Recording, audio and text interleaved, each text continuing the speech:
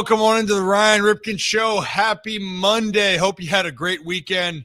And the Sunday scaries were real for a lot of fans, specifically Ravens fans. We're going to talk about all that in a little bit, but we also are going to wrap up this baseball season. MLB postseason is going to be kicking off here in the next couple of days, the wild card rounds.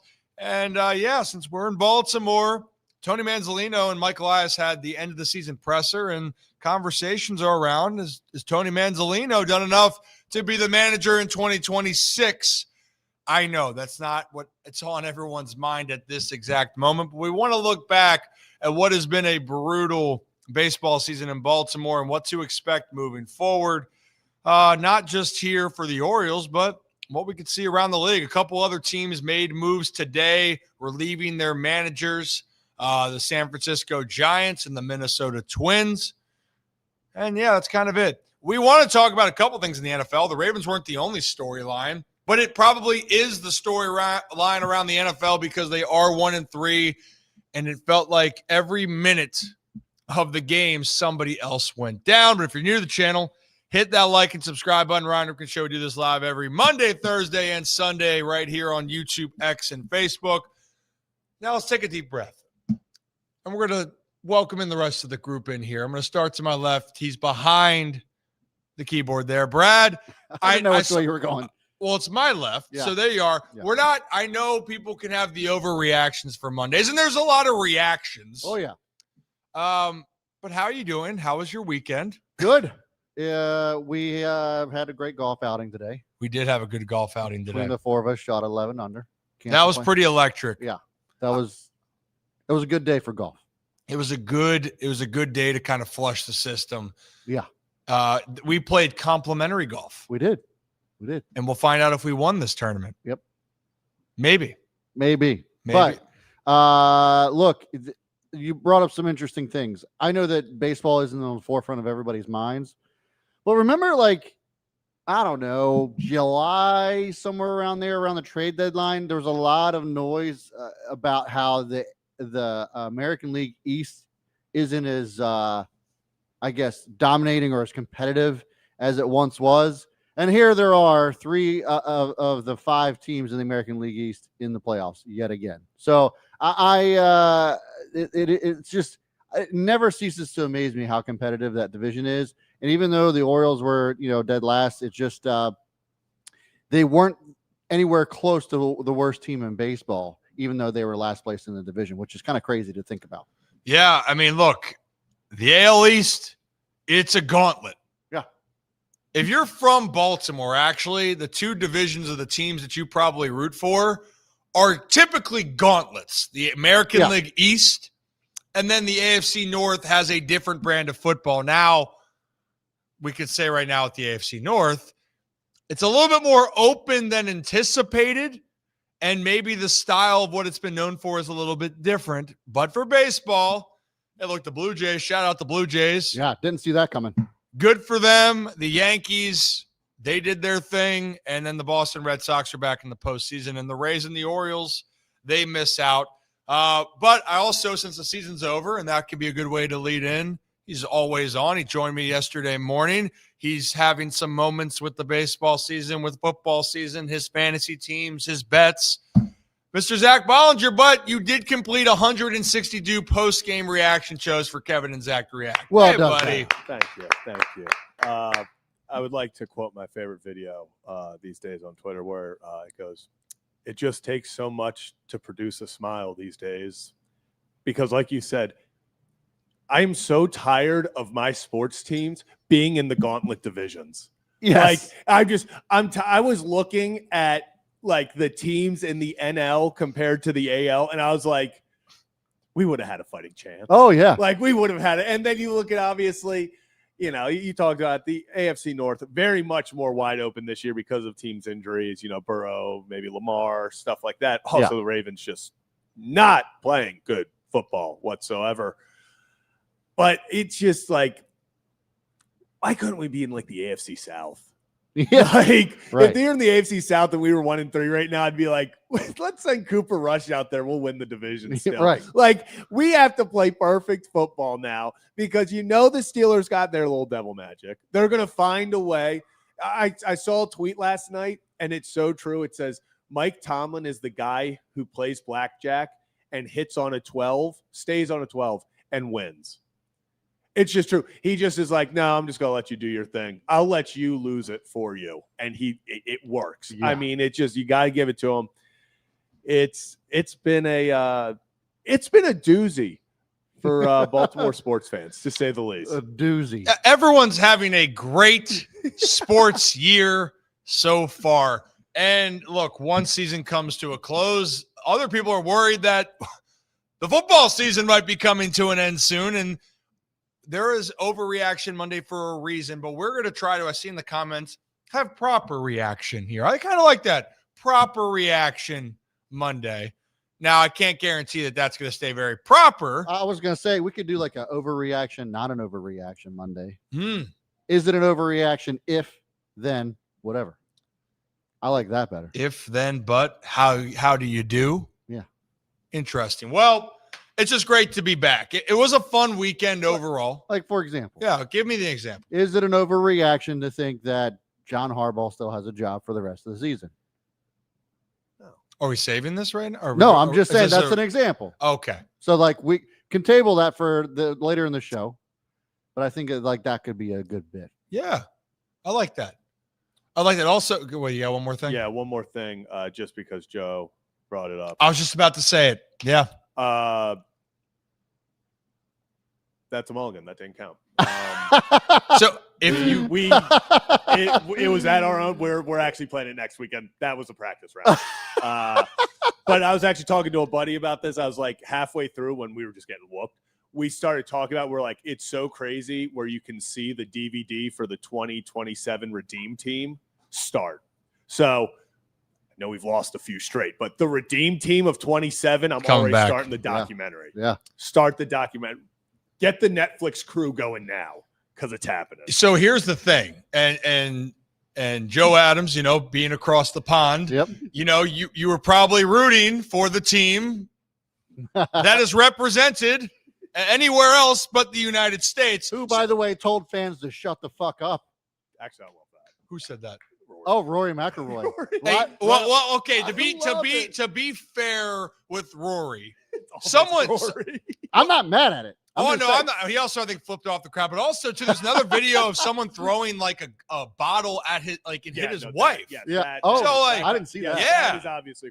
I will say though, Ryder Cup is one of my favorite because it's like waste management. Now, waste management, I mean, two very different. They're very different. Very different. I'm talking about the vibe of like it's rowdy. They're supposed to be rowdy. They want home, field, home turf advantage. So that was the funniest thing to me. I've never heard this in golf before, but they had one of the, I was watching the Ryder Cup. I think this was Saturday morning, and they had one of the analysts come on, and he was like, I don't mean to put this on the crowd, but they are not making it tough for the Europeans. Like, I need to hear more chants. We need to get in their head. And I was like, this is the golf event I need to attend. Yeah. I was like, this is the one, the Ryder Cup. Just go out there, get a little rowdy, act like a Ravens game on third down. Right. Get the little Mississippi State cowbell thing going. Yeah. That's what you would need. That's what you would need. But yeah, I like when in a sport that's traditionally more buttoned up and you have the golf claps, like it's called a golf clap of nice. Right. Yeah. Good job. You're great. I like the energy. That's why when you talk about the waste management, it is nuts out there. It's a different world. I'm afraid of what you're laughing about. I just remember literally because it's when it caught me off guard. Because I'm not going to lie. I'm a very casual golf fan, so I didn't really pay attention to the Ryder Cup. My introduction to it was I turn it on, and one of the Europeans, I forget who it was, maybe it was Rory, goes to putt, and he puts it, and mid-putt, you just hear from the stand, "Short again, bitch." And I started losing it.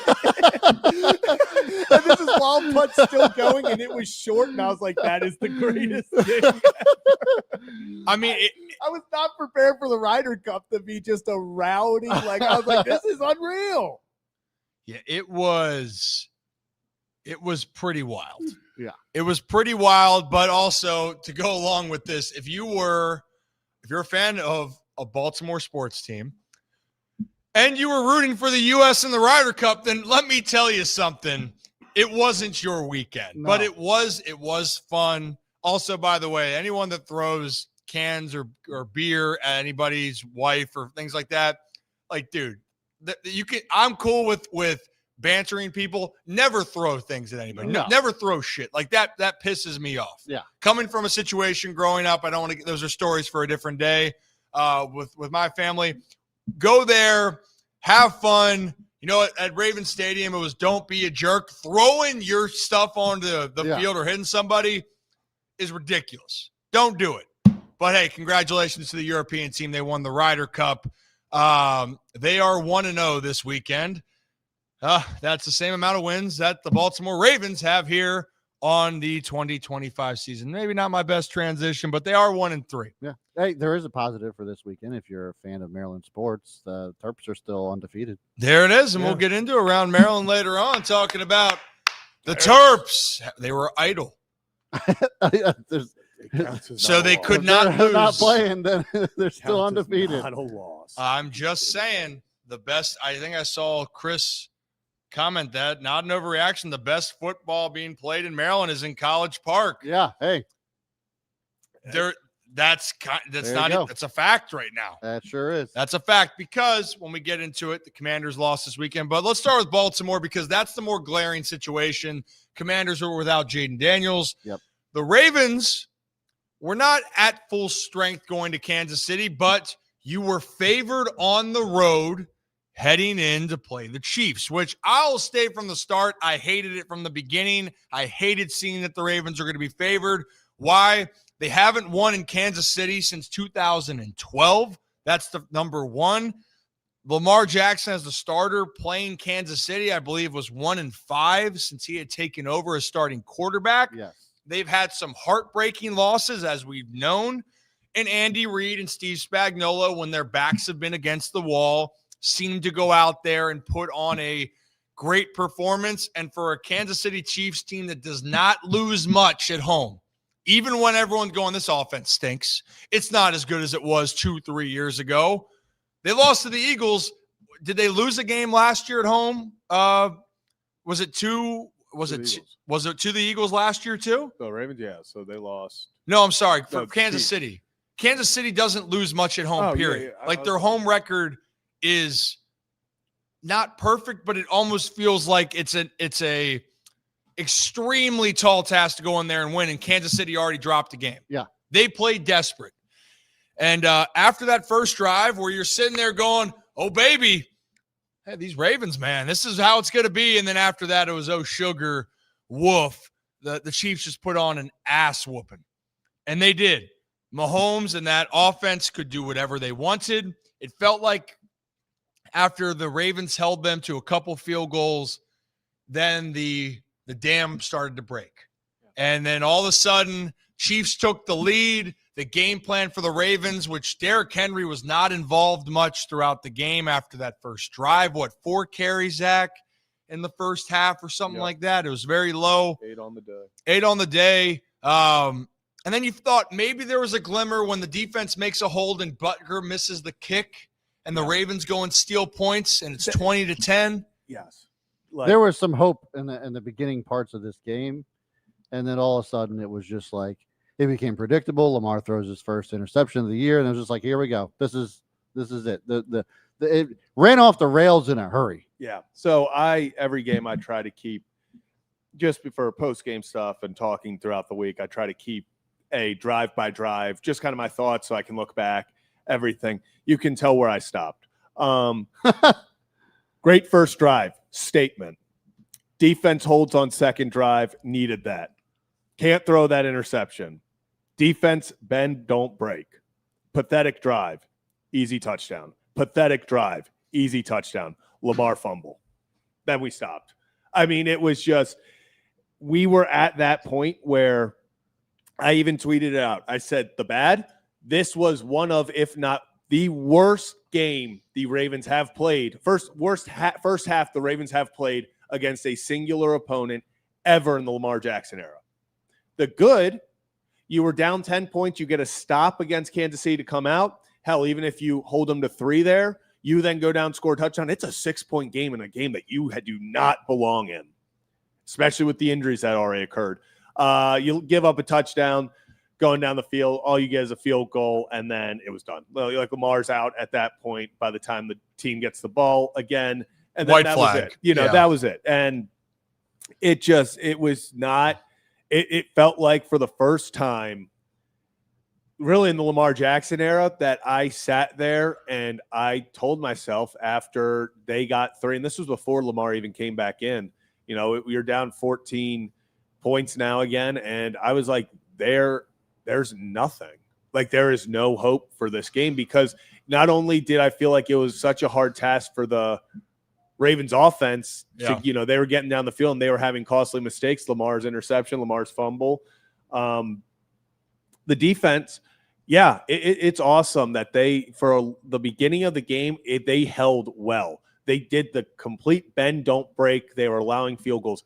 But the Chiefs punted with 3 minutes remaining in the game, and that was their first punt. That was their first drive that did not result in some sort of points. So the Ravens were going to have to start trading touchdowns for field goals, and I don't think they had enough to compete with that. I mean, that was where we were, and that's the first time in the Lamar Jackson era that I literally saw a deficit of 14 points with a whole quarter and a half left and thought, I don't think this team has what it takes. Well, and here's the crazy thing, right? You always have a belief when Lamar Jackson plays. Yeah. But also, the Ravens have never won a game when they've been as Lamar's been the quarterback. They have not won when the Ravens have been trailing by 8 or more. So that was the facts going into it. And I don't know, Brad, because we can dive more into this game, but the big question for today is this going to be too much for the Ravens to overcome? Are they no longer Super Bowl contenders, right? Like, that's what people are going to look at, because now they have fallen to the Bills, the Lions, and the Chiefs. That part I can live with. They're 1-3, very banged up, and now they have to face the Texans, who finally got on the board, the Rams, who are one of the best teams, and then you still have your divisional games down the road. Do you want me to finish with the game talk real quick, then go into Stephen A's conversation? Yeah, because I have some other interesting statistics here regarding the first 4 weeks of this season. Okay, so let me finish on this then. Go ahead. So going into this, because John Harbaugh did say in his press conference, right? He did say for the tape, I actually felt better watching the tape than I did during the game. And I know some people were probably like, are you freaking high, John? The tape was awful. But to be fair, if I was on the sideline and I was John Harbaugh, I would probably feel a lot worse because you got your ass kicked over there. But here's the crazy thing. The Ravens score on the first drive, and then they hold them to a field goal. It's 7-3. The Ravens are driving again, right? Yeah. And then that like wheel or wheel route, whatever it was down the sideline that Mark Andrews was running, and the defender, who was it? Bolton made a hell of an interception. I mean, it was a great interception. And then the Chiefs, it took them 14 plays to go down and kick a field goal and made it 7-6. So at that point, the defense was doing their job. And they got 2 third-down stops. And you got to stop on 4th. That is part of it. But to the defense's credit, stopping Patrick Mahomes when he has 4 downs is even harder. They were getting off the field on 3rd down. But another thing, they got off the field last week on 3rd down quite a few times. 4th down's killing them right now. So 7-6. Yeah. They get the ball back, and then 4 plays. Derrick Henry starts the drive with an 11-yard run, and then they get the first down, penalty, short pass for 10 yards, another delay of game penalty. Oh, don't get me started. And then all of a sudden, Baltimore has to punt. Then Kansas City goes down to score. Yeah. Then it's that turnover on downs when it was 4th and 1. Remember, 4th and 1, shotgun situation. I think that was the one that John was the most. We actually talked about this before we went live. I haven't heard John throw coaches under the bus too often. Yeah. He was pissed when it came to how he felt Todd Monken called the game. And that one play is probably what I think you guys would circle with, fair to say. 4th and 1, if you guys know what I'm talking about. Yep. Ravens are going to go from their side of the field at the 41. Derrick Henry's not on the field. I think that's number one. Number two, you're in the shotgun with Justice Hill. So it eliminates the idea that you're ever going to run this football. Yeah. And the Chiefs bring the house. Lamar ends up throwing it away, and the Chiefs score a touchdown off of that. And then that was it. Then that felt like it was it. Then the fumble happened. The Ravens get some points. But 20-10 going into half, it felt like the dominoes were already falling. The injuries mounted. And then you looked up, and before you knew it, it was 37-13 Kansas City. And Lamar Jackson now is on the sideline, and all's done. So I wanted to point that out with John, because right there with all the injuries, the defense was doing its part. Then it was demoralized, and then they gave up 37 points. And, Brad, I think outside of Cleveland, the Ravens are averaging 38.6. Yeah. So run through the stats. Even if you put in Cleveland, it's 32 points a game is what the Ravens are allowing. Let's just put this in perspective. Now, I know that the 2000 defense is arguably the best defense of all time. They allowed just under 10 points a game. You know how many points they allowed for the entire season in 2000?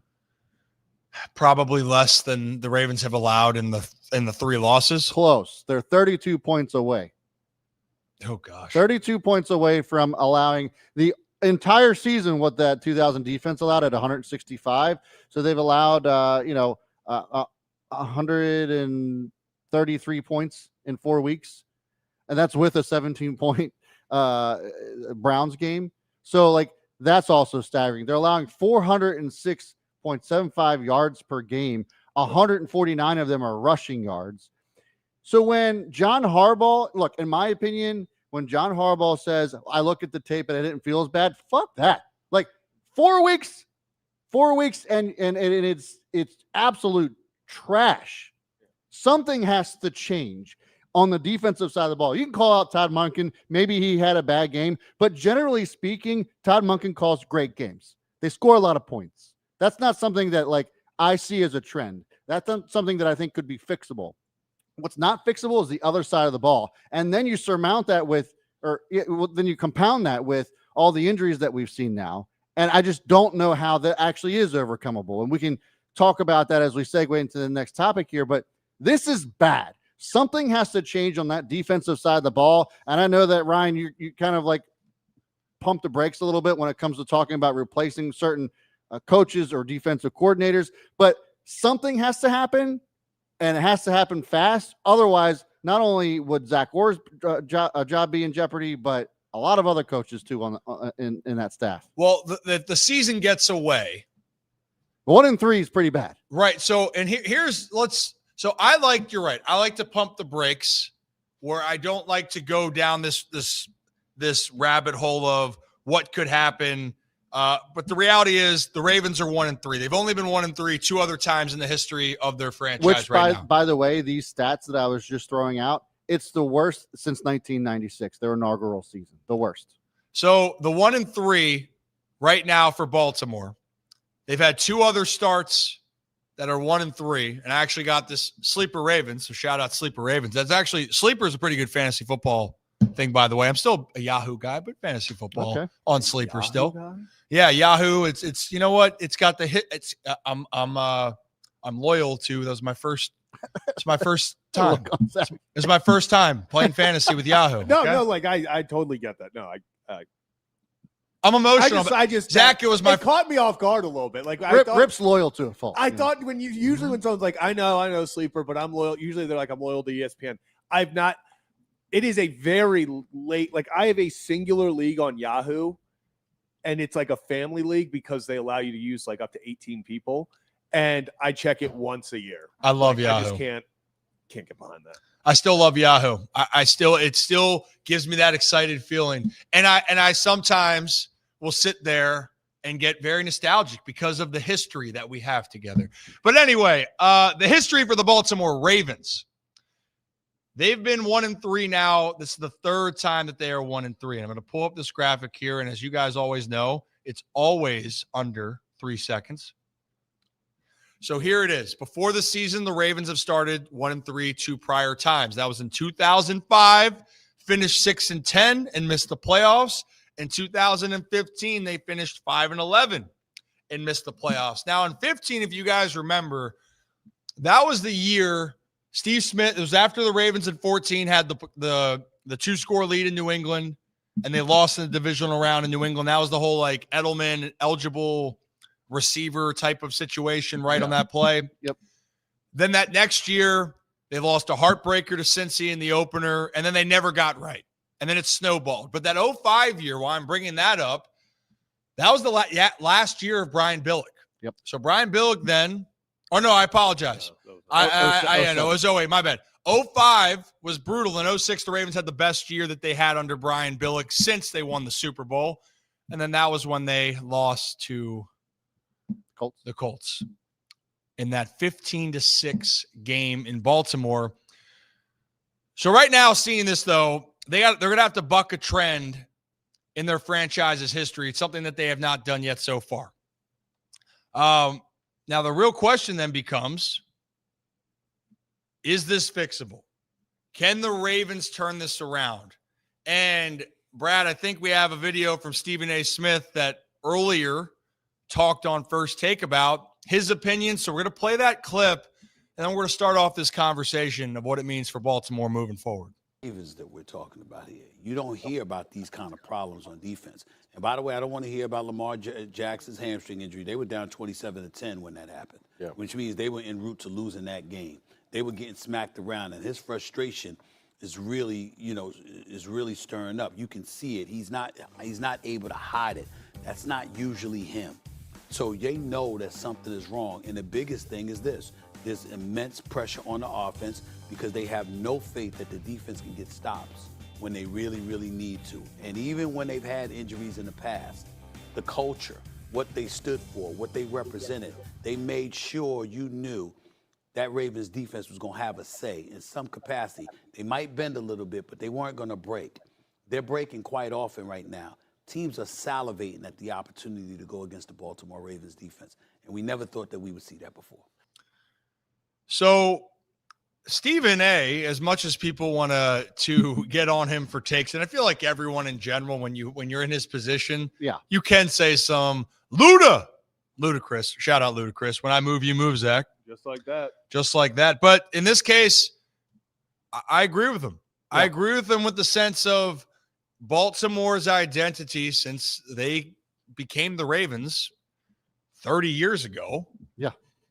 Has been on the premise of we are going to be a physical and feared defense. And for the majority of that time, they have been. Even when they struggled, their defense was one of their identities. The other identity was rushing. They were a physical team that loved to rush the football. Yeah. And right now for Baltimore, you have Derrick Henry, and you haven't done that as much in this circumstance. And Derrick got off to a great start in that game against Kansas City. And then wasn't heard from much the rest of the game, certainly not in the second half when it already felt like it was getting out of hand. So for Baltimore, guys, there's no secret. Or Brad, you just mentioned the statistical numbers that the Ravens have. Now, is it also alarming all the injuries that are lining up here? Because let's go through who they lost in just last game. Roquan Smith, it's being reported. He's got a grade 2 hamstring injury.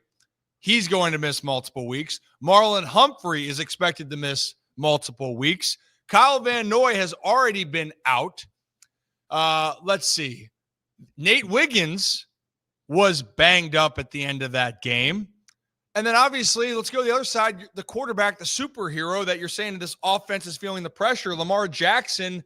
John Harbaugh said that Lamar was unable to finish the game because people thought Lamar was quitting, and I thought that was ridiculous. Yeah. No way he would do that. Now that's in question if Lamar is going to play next week. So it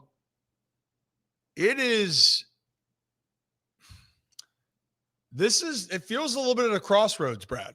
It feels like the Ravens are at a crossroads of what they want to be moving forward. And I'm sorry, with the John Harbaugh presser, the clip that we have in here, Zach, which clip do we have that's lined up for it? This is talking about Madubuike. So we'll pause on that because I think that's a whole different discussion. Yeah. With Madubuike, which that's a very unfortunate thing because that's also bigger than the game of football here. Yeah. But guys, I think Baltimore here right now you can't even think about Super Bowl. No. You can't even think about the playoffs. No. And here's my thing: we've seen the Harbaugh regime remove coordinators in the middle of the season if they're not performing. And we even saw that during their Super Bowl run in 2012. I'm not ruling that out at this point. Something has to change. There's a severe lack of leadership in the locker room, particularly on the defensive side. If nobody wants to say it in this room, I'll say it. Zach Orr just has to go. I don't know if he still remains on the team, maybe in a different capacity, but as a defensive coordinator, he just doesn't have it. He's not bringing the team together. He's not putting the guys in the right position. You have 5 first rounders in your secondary, and somehow you're allowing over 400 yards a game. And I just, to me, there's enough talent on that team, injury be damned, before yesterday, that this shouldn't be happening. And you had a whole year to get your feet wet last year, and it's a repeat of what we saw at the beginning of last season. Well, and I'll say this with Zach Orr. I do really believe that the Ravens thought that they were going to lose him to Seattle when Mike McDonald went, or that he was going to be taken somewhere else to get more chances. And so is there a possibility, which it kind of seems like it's true, that a couple more years of Zach being groomed would have been the best for his development as a coach and to be a defensive coordinator? I think that possibly, yeah. I think that definitely was the case. I think when they lost Anthony Weaver, I think that Anthony Weaver, even though the Ravens probably, I'm curious, they said, hey, we want you to stay. They were really worried about losing Zach Orr. And I think I want to explain that. I think that Zach Orr being a coach moving forward, I think he can be a great defensive coordinator down the road. But for right now, whether it's expectation, pressure, there's not a whole lot that's going right, and they're going to look directly at him. And I do want to point out, I don't think that the Ravens, that people thought that some of these guys, I'm not going to say regressed, but people are wondering now with Roquan. I'm not saying that's fair or not fair, but people are wondering, was Roquan not healthy before? Clearly he's not now. No one's getting home defensively. And so these bright spots and positive areas that you viewed as strengths, were they never strengths to begin with? Or is there a combination, right? Like that's Zach where I'm going with this. Change needs to happen for the team. They got to figure something out. But I also need to, I think as a core, I'm going to take away the defensive side. I think they got to figure out what style of football they want to play. Yeah, that's another good point that you bring up, because Derrick Henry's 49 rushing attempts ranks 20th among the NFL, and he averages 5.8 yards per carry, which is 3rd in the NFL. So why aren't they just continuing to ram the ball down the defense's throats is beyond me. Even with the weak offensive line that a lot of people have pointed out, Derrick Henry's still averaging almost 6 yards a carry. So for me, it's like, keep running the damn ball. We've seen how Derrick Henry can take over a game in the second half of games when you just keep, it's like a battering ram, and eventually the dam breaks. We actually saw that against Cleveland because Cleveland's defense was pretty stifling. Then the second half came in, they wore him down, Derrick Henry ran all over him, and they won the game. I don't know why they got away from that. But to your point, if you take the defense out of it, you want to start critiquing some things on the offense. That's one big glaring thing for me. Well, and I think that's where I'm going with for this defense is that you, with how your defense is created, you can't afford to get into a shootout with teams. Yeah. So, Zach, that's where I'm trying to go with this, is that if Lamar has to miss time, and I did a video last night, and I said, well, Derrick Henry might have to get the ball 60 times, and I'm only half kidding. I think if Baltimore doesn't have Lamar, and you have to say, with or without Lamar Jackson, what is our team's culture going to be? Yeah. I think the answer has to be, it has to be run through Derrick. And then if you play that slugfest type of football, maybe your defense then can kind of create its own identity. Because right now, the way it's been set up, you're trying to outscore so far the Chiefs, the Bills, and the Lions, right. And they can't win that way right now. No, I think right now you can't win that way anytime. But I think that's the argument, at least where I was going, was Lamar, and everyone thinks his offense is so good they can just keep putting up points, and the defense just has to be good enough. No, defenses win championships. End of story. And that still remains today. I agree. So that's why I'm just curious, though. If you're Baltimore, does that philosophy have to change? Like, yeah, you're going down there to score points, but also, I got to say this. If you guys watch the Jaguars play that much this year, yeah. The Jaguars are saying, hey, ETN. Runs his Travis Etienne, yeah. We're giving you the football. I know that there was some questions here, and Trevor Lawrence hasn't been that good. No. Now, the defense of the Jags has been very good. It's been very good. And that new coach, what a shit talker, man. Right. We'll get into that later. But you can look at what teams want to be. Like the Cleveland Browns have Joe Flacco. Love Flacco. Joe Flacco. Joe is not the same Joe he was. No. Even with the Browns a few years ago, he's not the same Joe. But they said, Judkins, we're giving you the ball, and we're going to hope our defense makes some plays, and we're okay with winning ugly. I think if Baltimore can beat Houston, it's going to have to be ugly. I think it's going to have to be an ugly game. I don't think that they can sit here and try to think that they can outshine, because I think that's where the pressure is. When teams go up tempo, when teams put the secondary in positions, the pass rush doesn't get home, and they can't make stops. I even think that the Chiefs committed to running the football yesterday.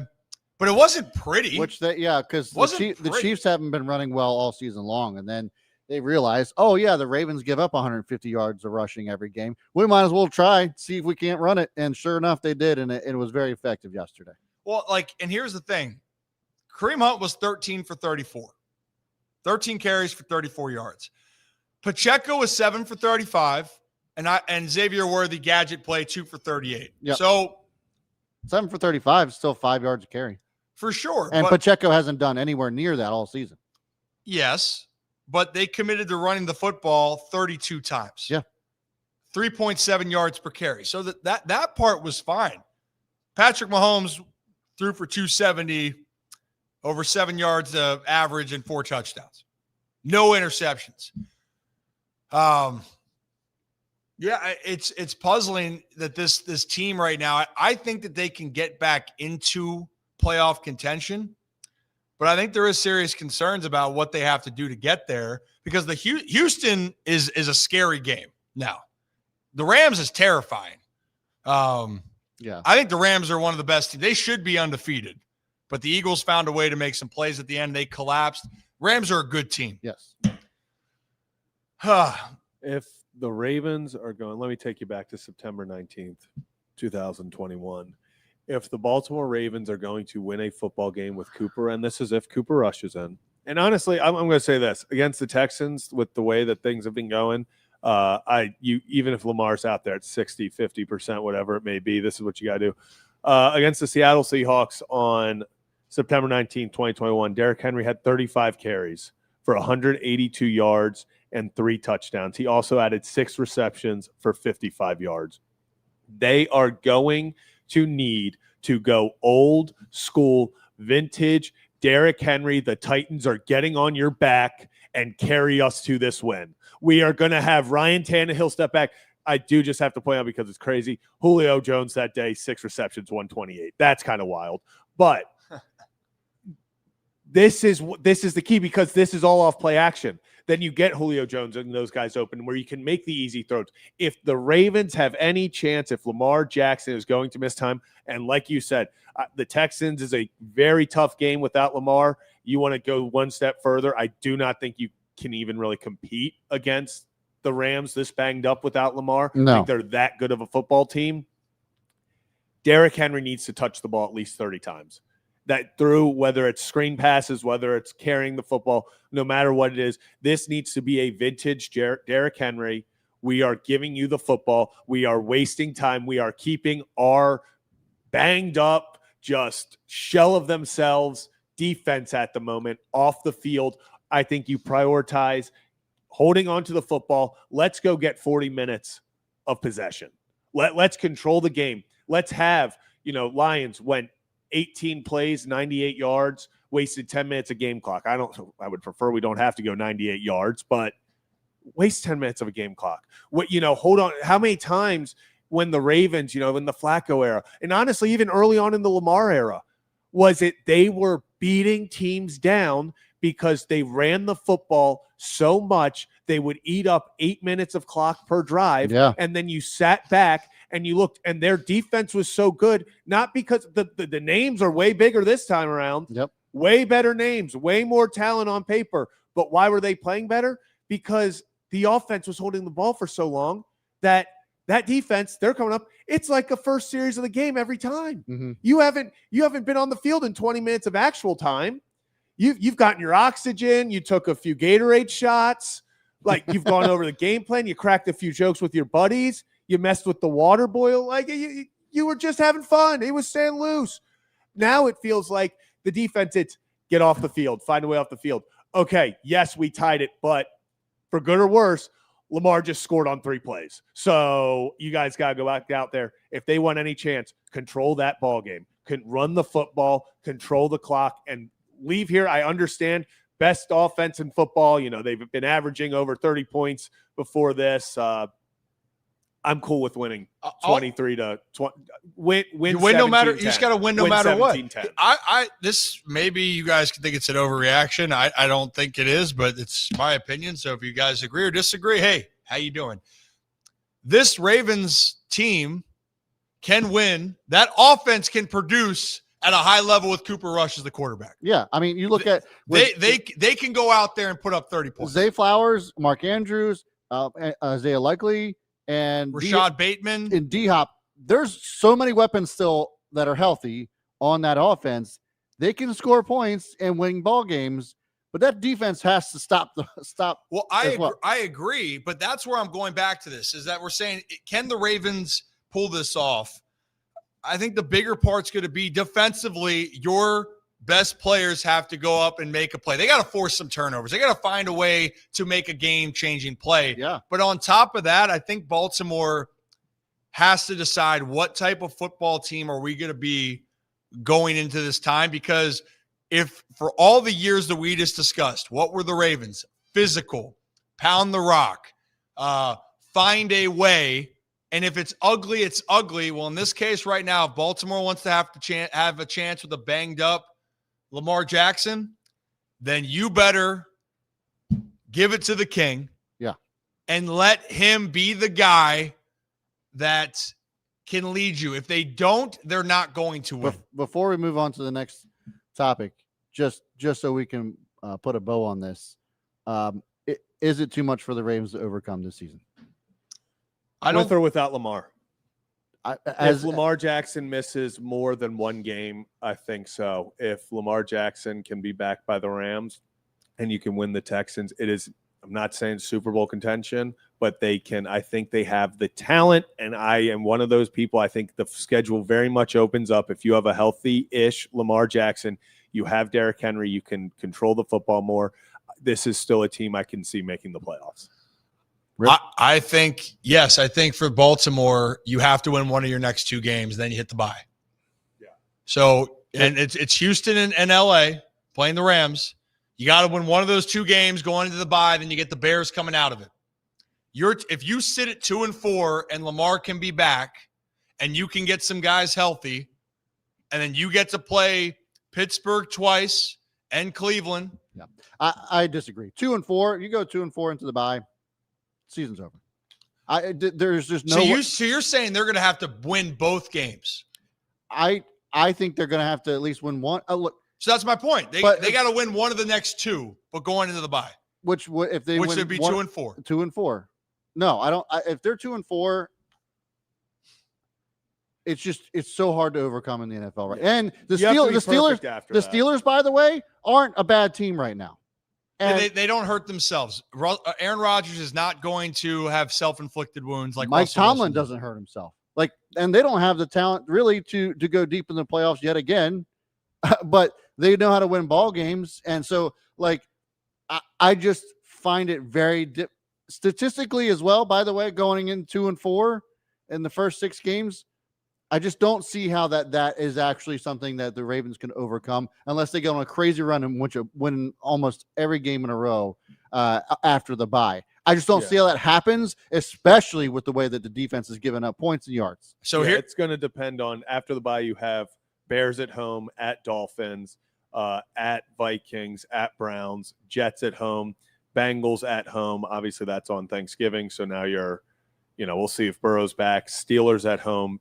At Bengals, you have the Patriots, you have the Packers, and then the Steelers. So the money, if you go 2-4, you need to win out Bears, Dolphins, Vikings, Browns, Jets, and that is 5 games that you should win, but that means you cannot make a mistake. And at that, you'd be sitting at 7-4, and that entering the rest of if the Ravens run the table like that, they will win the division. Yeah, but they will win the division.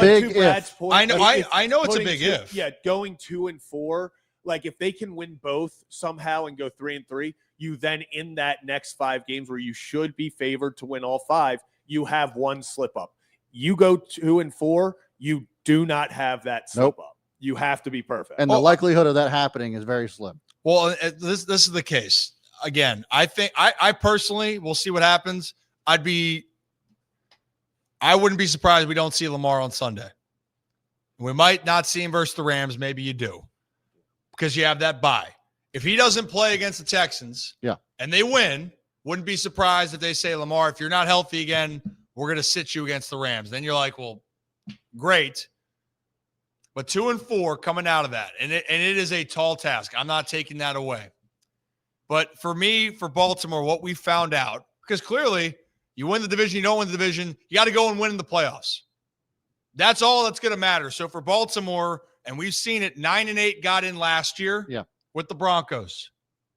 So that's the number that the Baltimore is going to have to hit. Maybe that could be a poll. Do you think the Ravens, if they are 2-4 or better, can make the playoffs after that? That'd be a great poll to have. But we will see. But for right now, it is gloom. Yeah, I mean, we're talking about I think right now, Ravens winning the division is not on the table. I mean, unless somehow the Steelers find a way to implode themselves. If the Ravens ran the table, that's the only reason I'm going to say the Ravens can win the division. If they go 7, if they run the table and win 6 in a row, going to play the teams, I would say they got a shot. Right now, Pittsburgh should walk their way to win the AFC North. They should. With no Burrow, and with how Cleveland is. There's no reason why Pittsburgh should not win that division with the schedule that they have, but it is the NFL. Crazier things have happened. Baltimore's case is you got to stop the bleeding. You don't beat Houston, then you're going to have serious conversations about where things are going to be. But as far as where it goes with this coaching staff, guys, I don't think we see any change going into this week as far as any coaches. And also, are we in agreement here in this room? And everyone's saying if the team continues to struggle, the Ravens would never fire John Harbaugh during the season. Absolutely not. Nope. Zero chance of no that. Chance. So I just want to get that out there. No. Zero chance. The most that I think happens is that a coordinator loses their job, and I think it's got to be Zach. There's no way. And unfortunately for Zach Gore, I think a lot of it has to do with one. It's Monken's more tenured in the fact that and more proven throughout his career. Having that. And also, I don't know who calls plays if you get rid of Monken. I think everyone knows who calls plays if you get rid of Orr with Chuck Pagano in the system. So for right now for Baltimore, the goal is win the next game and get some life back into you. Because if you win one, things can change. You somehow win both at home and get to 3-3, then the belief can be that this team could make a run. But you got to beat Houston first.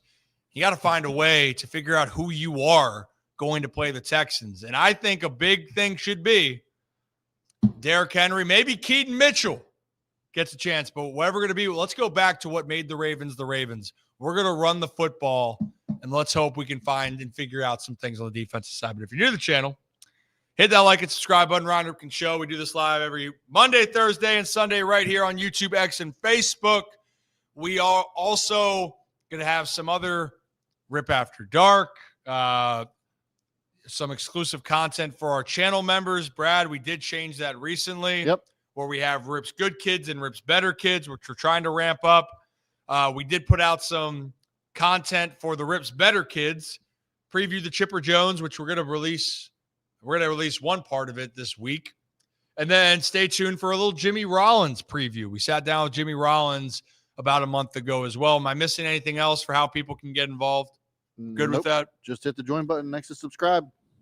And then we'll talk about some of the picks that we put out with Zach. It might have been a woof, but your boy is staying hot right now. I'm going to say that. Your boy is staying hot. Why don't we knock out the bad right now since we're the Ravens and people going, what the hell is going to happen? Let's talk now on the thing that we do know is a guarantee for the rest of the season for Baltimore, and that is that Nnamdi Madubuike is not going to be playing this year. He's officially out. John Harbaugh announced that today. It's been a neck issue. And guys, this is bigger than football. It's very serious. Yeah. And we'll dive into what this could mean, but John Harbaugh in his press conference discussed it. So why don't we play that clip and let you hear it from John first, and then we're going to react on the other side. You know, it's like, and just if I'm trying to explain it in the best way I can in terms of what I'm allowed to tell you. Like a lot of that is things that he needs to address with you guys, you know, in his time. So I really can't speak for him, wouldn't want to. Those are questions that would be best answered by him going forward, and he may be still getting some information on that as well, but I'll leave that for him to answer. So that's not good. No. It's never good when two different ways. One, if a team wants to be cryptic to try to have an advantage, so like the Lamar Jackson situation, if they want to be mum's the word for Lamar, they will. When it comes to Madubuike, and he's already been out, and you hear that it's involving the neck, and you play the most physical sport, and you play one of the most physical positions, you were in the trenches, guys, there is a chance that we might have seen the last of Madubuike on a football field as a player. Like that is the reality that Ravens fans and football fans might have to deal with because it is serious. And to be honest here, guys, this is bigger than football, right? It's a game at the end of the day. You want to win. People's jobs are on the line. People love football. They love the Ravens. But this is about someone's life moving forward. And for Madubuike, a guy that is so vital to this team, I think we can't underplay how big of an impact he is when he plays. Yeah. And he's been missed.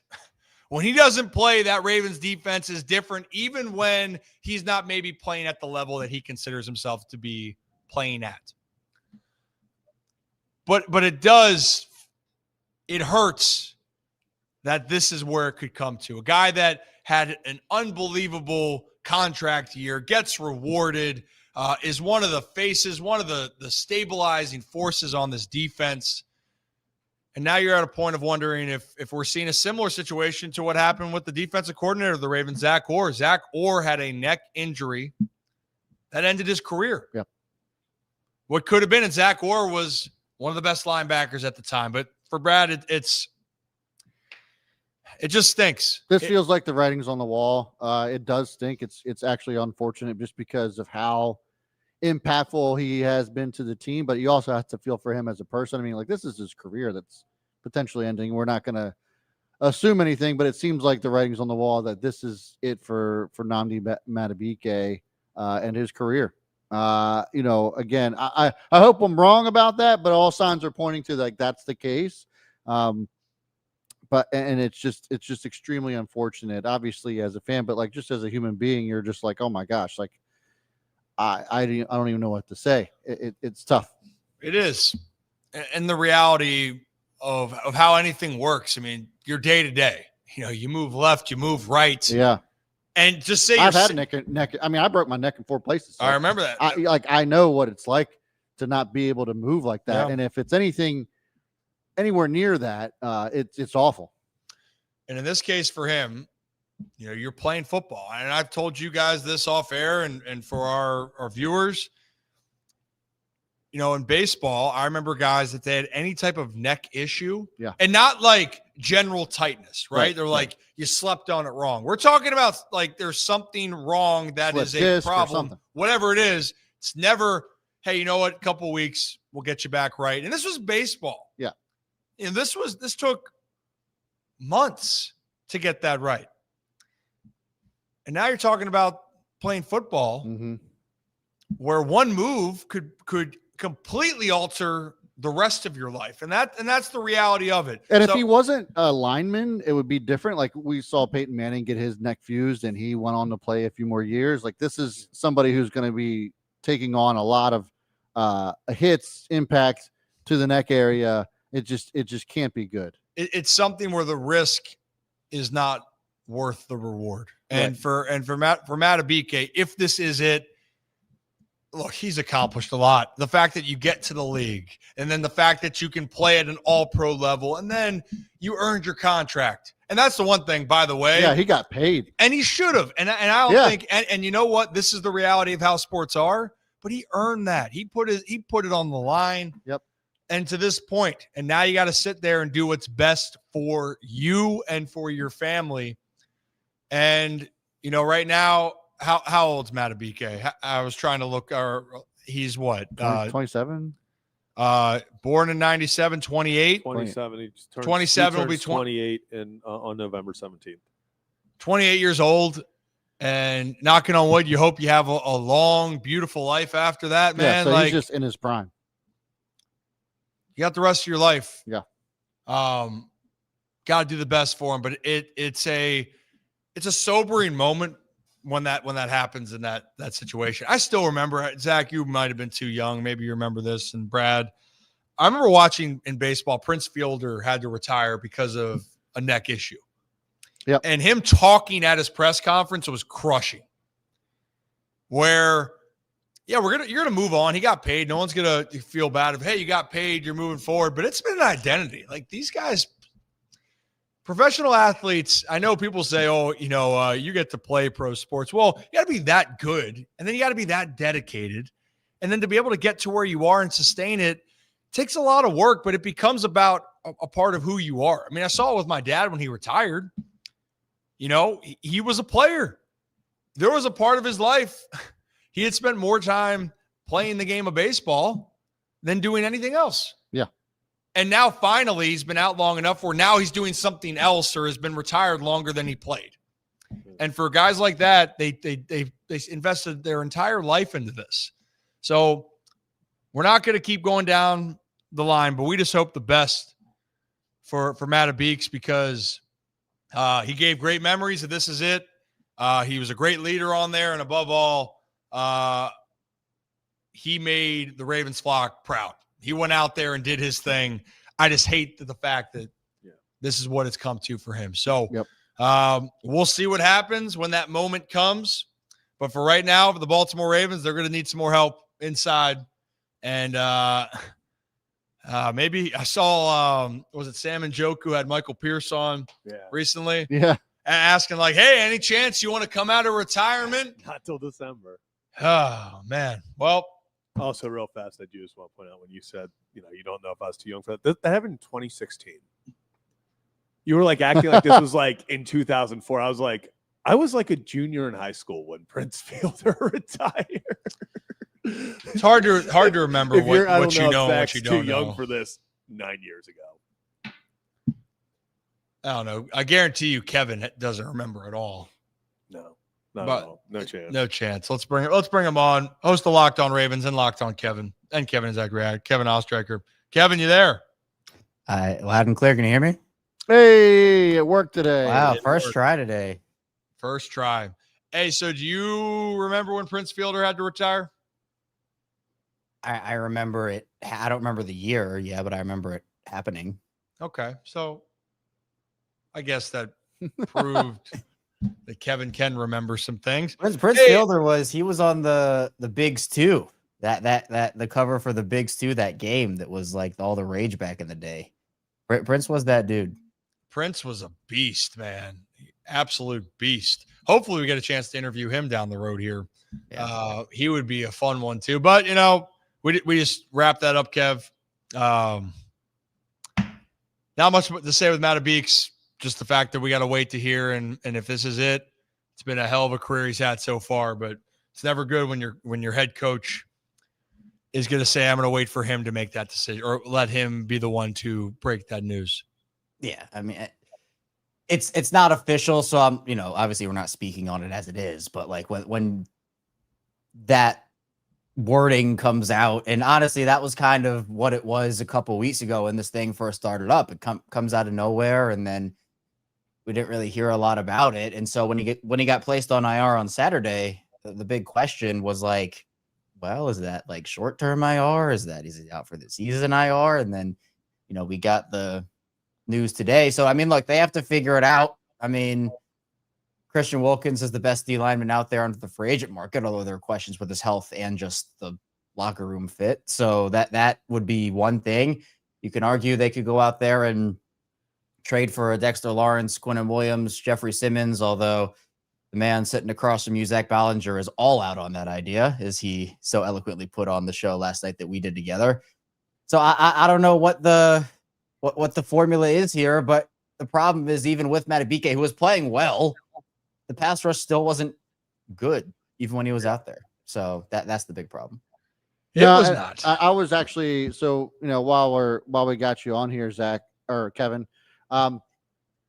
we were just talking a little bit about the state of kind of these coordinators, and we all kind of agreed in here that John Harbaugh is not going anywhere. But like, as far as Zach Orr is concerned, what do you think the likelihood is that he's no longer a defensive coordinator even halfway through this season? It's a lot more likely that he's gone than I thought it was going to be. And I've been, for months with John Harbaugh saying like John Harbaugh deserves no more shields, right? In the Lamar Jackson era, they got rid of Marty Morningway for Greg Roman. You fire Greg Roman offensive coordinator wise. Defensive coordinator wise, you move on from Wink Martindale. Mike McDonald leaves for Seattle. You have a second-year defensive coordinator and a third-year offensive coordinator. At this point, it's just like, how many more shields does John Harbaugh get? But the thing is, this got so bad so fast that I think you have to make some level of a change. And I was not on this train last week. Like the Chiefs game completely flipped me on this. While I still don't believe John Harbaugh deserves shields, I also don't think the Ravens are going to fire him during the season. No. I just don't. It would be an off-season thing. I still think it's Super Bowl or bust. I don't care what John Harbaugh says. It is Super Bowl or bust for this team this season. But it's at a point where we're not saying this Ravens defense is like kind of bad or just like plain bad. They are abysmal, historically bad. Like, yeah. So I think at this point, I mean, based off of Harbaugh's comments, I don't think Gore's going anywhere this week. If they lose to Houston and it still looks that way, I'll tell you this. This is the ultimate test. That Houston offensive line is the worst offensive line in the league. If you cannot get pressure on CJ Stroud, even without Madubuike in Washington, if you can't get pressure on Stroud with what they're throwing out there, you're not getting pressure in any game this season. It's just, I don't know if you saw the Jeffrey Simmons play. He sacked CJ Stroud in half a second. Like that's how bad they are. But I think that while Zach Orr he's a smart guy, I think he has potential as a defensive coordinator if, he's given time. The problem is the Ravens don't have time. Like they can't afford to wait any longer here. And this is the second straight year where we've kind of had to wait for this defense to be the defense that it needed to be. And look, last year, Marcus Williams wasn't doing the Ravens any favors. Brandon Stevens wasn't doing the Ravens any favors. Eddie Jackson, like, it was also a player thing. It's not all on Zach Orr. But they had to make pretty drastic changes to get that defense to where it needed to be last season. Then they were great. They brought in DMPs, but I heard you guys talking earlier about kind of the path that Zach Orr got this job with and kind of how it came about. And yeah, they moved really quickly on it. It was because everybody was talking, okay, is he going to go to Seattle? Is he going to go to Green Bay? He has a lot of interest. And so the Ravens said, okay, we need, because they were losing everybody. They're like, we need to keep somebody. I don't know if it was rushed. It took a lot less long than it did to get Todd Monken in the building. That was a wide drawn out search. The Ravens just don't have time to wait because you want to make a move when there's still time to save the season, not when they're worst case scenario 1-5 entering the bye week with 2 bad defensive performances and your season's lost at that point pretty much. So if you take care of, I don't want to say take care of, if you remove Zach Orr from the equation and that like you let him go, who do you replace him with? I think the easy one for one is Chuck Pagano. I just feel like that's who it would be. I know Pagano doesn't want to be a head coach again, but I think as an interim DC, that's something that he could probably be. Now, look, the secondary hasn't been great this season. So, I mean, again, at this point, you're hiring from within, and they did a pretty big shuffle this offseason, at least a little bit, with the coaching staff on the defensive side of the ball. I mean, you could argue, I mean, Chuck Smith's been there for a long time. Does he get the headset? The thing is, Pagano has the experience. Like, at this point, you just need to go with someone who has the experience, who's been there. And that Ravens defense with Pagano was successful when he was a DC. Now, personnel has changed, times have changed, things have changed, but I think it'd be Pagano 1 for 1. Yeah, Chuck would probably be the guy. There's comfortability with that. History. Makes history. So we'll see. But the reality is, if Houston comes in and lights up the Ravens, regardless of who's out there or not, and there's going to be a lot of fresh faces out there this week, and it is truly the next man up. But Houston still is not this prolific offense right now. I mean, they do have Nico Collins, stud.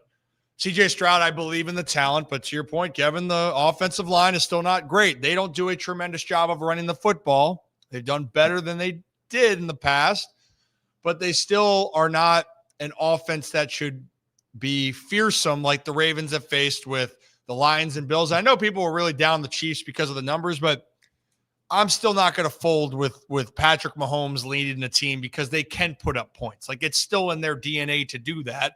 And Xavier Worthy just came back.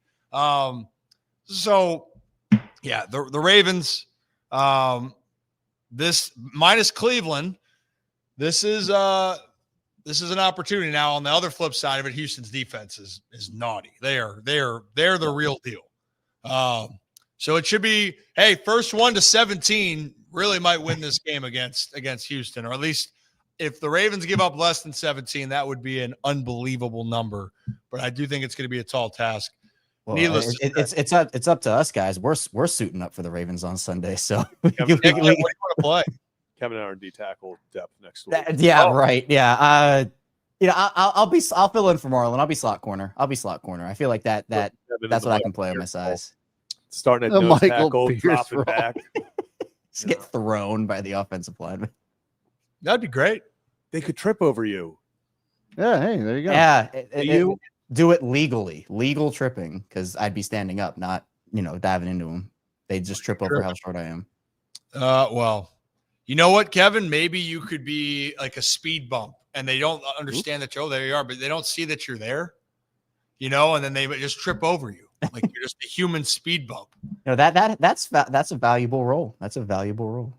No, well, somebody's gonna have to go out there and play because right now, I just saw a tweet from Mike Clay that was saying, so they lost Madubuike, Ardarius Washington for the season, and then Broderick Washington's on IR. Then you don't have Van Noy, no Roquan, no Marlon. Where else are we going with this? Who else is not playing? Ronnie Stanley. We didn't even mention Ronnie Stanley. On offense, yeah, Stanley. Van Noy. Yeah, I said Van Noy. Nate Wiggins. Lamar, Ricard. Yeah. Oh, Jair Alexander's still dealing with his knee. Yeah, Ricard still hasn't played a game. Ricard hasn't played. It's been fun. I just want to be on the graphic every week of the best bets. Just record anytime touchdown every single week, and I can't do it yet. I can't do it yet. Back out there. We need him. I was gonna say I don't think we need to play the Shannon Sharp Ocho Cinco because at this point I think we've already hit that enough. So why don't we, before we get into the rest of Maryland and go baseball, because we do have a lot of baseball to talk about, can we talk at least the most probably exciting moments for the weekend slate of games was last night between the Packers and the Cowboys? I hate and ties. why I think the point is being proven that the NFL needs to get rid of the tie. Yes. It's Yes. got to get rid of the tie. Yeah. We got to move off it because that actually, and Jerry Jones went on the pregame. Did you guys see that? And they're like, we're going to be ready. We're going to be competitive. Yeah. And they were. Yeah. The Cowboys really could have won that game. And Zach, if it wasn't It was for a great, it was Home, a great home, game. 1 second, JJ Watt tweeted out. He was like, "What happened to hometown scorekeeping? Like, what are we doing letting that second stay on?" That was unbelievable. If I'm the hometown scorekeep clock manager, that last second, no one's questioning. That ball hits the ground, no one's questioning if there's zero time. There should not have been a second left on that play clock. And yet I mean, that the Packers were gifted a tie there because they should not have been in that situation where they should have been allowed to kick another field goal. that was malpractice at the end by Jordan Love and the Packers. But that game itself, it looked like the Packers were going to run away with it early. Just golden deep throw, then they scored in an instant. Uh-huh. And then the Cowboys' offense is good. Even without CD, they were really good. Javonte Williams is the dog right now. Like, they played well. Their defense is – I do have to say, rough. Yeah. Horrendous night for me and my fellow Tucker Craft anytime touchdown bettors.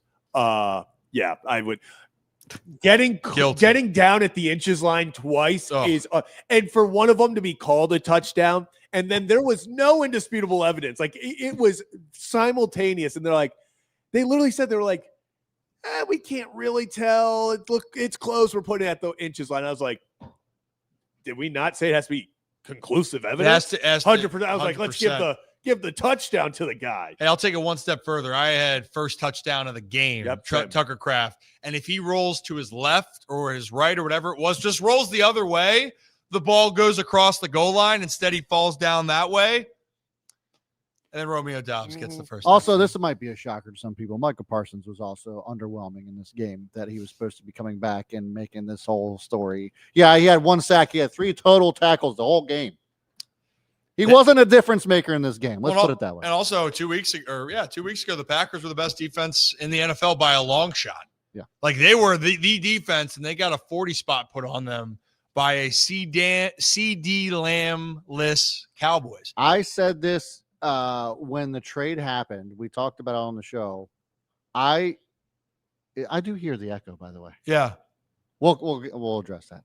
I do think that when we all look at this, when the dust settles and all said and done, that this trade that Jerry Jones made with the Green Bay Packers was a solid damn trade. And he got away with not having to pay a guy $45 million a year who probably isn't worth that much. I mean, I think Micah Parsons is a game changer, but for everyone that roasted Jerry on his reasoning, I think his reasoning is very sound. I think how it got to that point was very ugly. Sure. But when you get 2 number 1 draft picks and then a Pro Bowler defensive guy, like I think it's a solid trade. It was solid. Just the fact of it is for Micah, it's the whole thing about, Micah then felt it was personal because I guess he didn't talk to Jerry. Jerry saying it was all respectful, and Micah was going, yeah, Jerry didn't even tell me that he traded me. I found out from somebody else or found out from my agent. So, and money in business, it gets tense, right? But then when you pay someone or you get by that, things are fine. Yeah. It just, the way it played out was mishandled by Dallas. For sure. And so that's the point. But for them, having Micah or not last night, I don't think would have made the difference in the world for them, but both teams had a chance to win. They didn't. It shouldn't have ended in a tie because it took away from how great the game was. Yeah. I would be fine if they did 10 minutes. First off, maybe just make it 15 minutes for a period. Go back from 10 to 15. Kevin, what about a kickoff? If it gets to a point where they don't want to play multiple quarters, or it's 15 minutes, I would, if they said, all right, kickers can go out there and you attempt a 60-yarder, I would be tuned in for that. Yes. Yeah. Aubrey versus McManus last night. Oh I my would have been God. tuned in for that. Hell Yeah. I would be fine with that. I like do something, whether it's like you start each team in the red zone and you got to score, go for 2, like just College something. football does it best. So Yeah. I They mean, do. College football is great. this with is that. just like what we talked about, like a home run derby to decide a game in baseball. Like that should be a thing. I think that this should also be a thing for football, where there needs to be a way to definitively decide a winner. And these ties are just absolute bullshit. Because then you get to the end of the season, it's like, oh, they made it into the playoffs by a half a game. Like, get the hell out of here. That doesn't make. I hate that. Give me a dub. Give me because both teams they walked off and they're like, "Well, how'd you feel? Good game." And Dak's like, "I wish we won." Yeah. And then Mike is like, to be honest, this shit was embarrassing. That's what he said. He goes, "We gave up 40 and we didn't win the game or lose the game." Yeah. So like most people were leaving that game going, "We did. I think we did can agree things." though that the Cowboys won the tie. Oh, it was a bigger Yeah. tie for the Yeah. Cowboys than the Packers. You know what? You know what Bigger they should Cowboys win their tie. Packers lost their tie. I will say though, I know this might be an unpopular. I know it's unpopular. I don't hate ties in the NFL. I think it is something that happens. So like you see maybe 1 or 2 a year where it's just kind of comical. Like obviously, like if we were involved in a tie, I would hate that. But there's just something funny about seeing the 1, 2, and 1. That's the point, though. Like it's adds such rare, chaos. but when it happens, it fucking do. Yeah, sucks. it messes everything up. I don't think they should have ever like. I agree that there needs to be more football. I hate the 10-minute overtime. That's so stupid. It needs to be a full quarter. You play another full quarter, maybe 20 minutes, and at the end of that, if there's a tie, there's a tie. But I think they're funny. I do. But I will say college football still does it best. I hate how they ruined college football overtime. Yeah. Give me what was that, like LSU, Mississippi State, LSU, Texas Tech, whatever it was, where they went into like 8 overtimes. The final score was like 77, 76. That's what I want. Give me college football. You give me college football overtime in the NFL. That's what the people want. That is the best overtime in any sport. Start on the 25. Go score, other team can answer, and just keep going back and forth until someone wins. Well, I would even argue then if they're saying, hey, it's because of how long the games can be, right? They don't want it to continue. It's about to go player on safety. and player safety. So in that case, 10-minute overtime, and then what if it is you trade back 2-point conversions? If it's going past 10 minutes and you got to just do 2-point conversions, that's what college football does. I think it'd be too much to put it at 25. Because I'll say this, the only thing I don't like with college football, with that, I still love the format because it's still, even though these guys go into the pros and they are damn good players in college, it's still the amateur level for that. So having it be from the 25 or 20-yard lines in, there's an excitement to that. I do like the fact when you're kicking off in an overtime and you got to force a team to go down the field. Like I do like that style of it. I still like that. I think NFL, I would, if it's the NFL, I would put them at the 50. Every team starts at the 50. Yeah. If we have to make it into the NFL. Because now the NFL is doing that weird thing where now it doesn't even matter who gets them. Now they're trying to make it like college, where the new thing in the NFL is to defer in overtime, because even if the other team scores a touchdown, you get a chance now. So the new thing is to defer it without question. Before, in the entire history of the National Football League, it was understood you win the toss in overtime, you get it because you go win the game. They very abruptly kind of, like, I double took last night. I know it wasn't the first overtime game, but when they were like, yeah, the Packers are deferring, I literally like double took. I was like, did they just give the Cowboys the game? I was like, what are we doing here? It's wild. You know what they actually have to do? You know what? You end in a tie. The punishment is everything resets and you have to play another full 60-minute game. Yeah. No stats count. It's like it never happened. Well, Kevin, I think you should be on the committee then. I might have to be. Or you have to then go on a car trip with Rocco DeSangro. He will drive you for 3 hours, and if you stay in the car the entire time, you win. He'll drive you something on that car ride. you win. Whoa. And anything could happen. Drive you crazy. Well, there's Glad you clarified that. Yeah, there was some things there.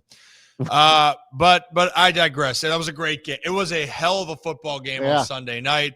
There were a lot of solid football games throughout. That Buccaneers-Eagles game was fantastic. Hey, the Bucs kept running the football by a lot. Baker Mayfield with 2 70-yard bombs in one game is just insane. And Emeka Egbuka, shout out the best bet of the weekend if you catch the show yesterday, where your boy stays undefeated. That was like, and in slow motion, it's both defenders trying to reach it. They can't. Then Bucky Irvin's 70-some yard touch or whatever it was. Yeah. And then Baker was moving around the pocket in the red zone and then threw the interception. And he's talking shit to Nick Sirianni. Like, there was a lot going on in that game. Yeah, and also there was a lot of shit talking going on for the weekend. So there was Sirianni running up and down the sideline. Baker then likes to talk. Also then comical, but not talked about yet, is that the Eagles didn't have a single passing yard in the second half. And then A.J. Brown says he doesn't want to be a distraction, then puts out a tweet that is very distracting, being like, don't be – can we pull that tweet up? That would actually be great. Where he tweeted out – he storied on Instagram, don't make a scene, just remove yourself from the situation, and then whatever it is. But by putting that out in the open, that is – the opposite of what the quote is in the situation. Reminds me of Hollywood Brown putting that tweet out about putting your soldiers out there. Soldiers. There it is right there. A.J. Brown, if you're not welcomed, not listened to, quietly withdraw, don't make a scene, shrug your shoulders, and be on your way. So that's the opposite of you don't put that quote out there if you follow that quote. Yeah. But the Eagles won again. They're 4-0. But you talked about shit talking then. How about the shit talking that happened out? You mentioned Liam Cohen. Yeah. Duval out there as the Jaguars beat the Niners. And that guy that had that quote during his press conference in the city, the county, Duval. Him and Robert Saleh went at it. Yeah. Where Robert Saleh apparently was trying to be complimentary of the Jaguars, but was essentially saying they have a high-end sign stealing scandal. Yes. That they're steal sign. illegal sign stealing, and they're very good at it. So they win the game. Can we actually – I think I bookmarked that, Zach, if you could find that. I think I did bookmark it. Where is it? Yeah. And then I think Nick Wagoneer, or I believe, I apologize if I got the last name wrong.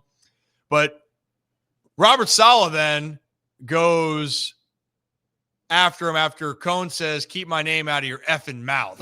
It was a Will Smith moment. And then Robert Saleh goes, I'm going to fuck up your world. You don't want to F with me. So can you find that clip, Yeah, do Zach? we want to play it live? Yeah, I do. I do want you to play it live. We're going to do it live. Screw it. Let me download it so we... Go. Under. Under. We're still at the Twitter downloader part. But okay. Well, this would be a good time before we can just wait. All right. Because then while we're waiting, we can shout out our friends at Merit Clubs right behind us, by the way. Hey, how you doing? So the month of September is over. So we're going to figure out what they're else are offering for October. For the rest of the month, I guess if you go in today or tomorrow, right? September, there's 30 days in September. Yes.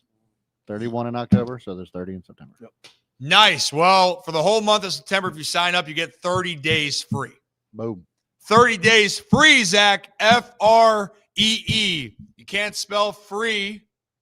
I messed that up. How do you spell free?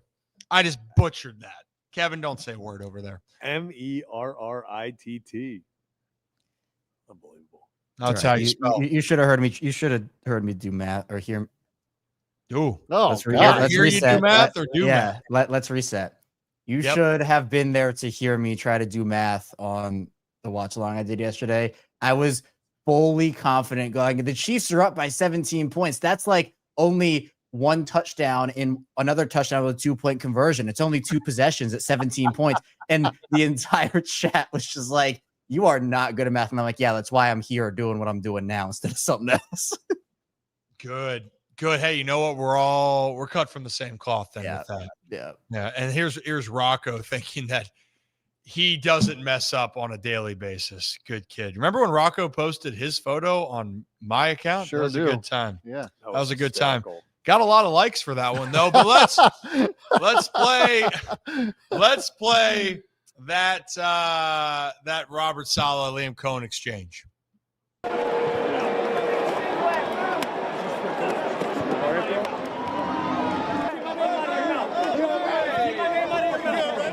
Jaguars 26 and the 49ers 21.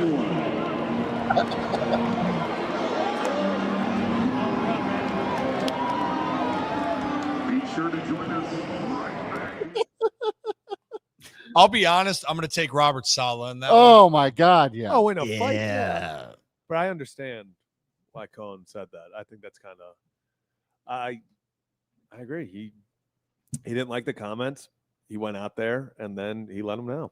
I think it's just competition. I love that during all of this, they're also still then like saying congrats to other players. So like, oh, great to see you, man. Great. I will F your world up. Yeah. I will F you. Dude, it's so great to see you. Hey, keep it up. Hey, great. You guys are great.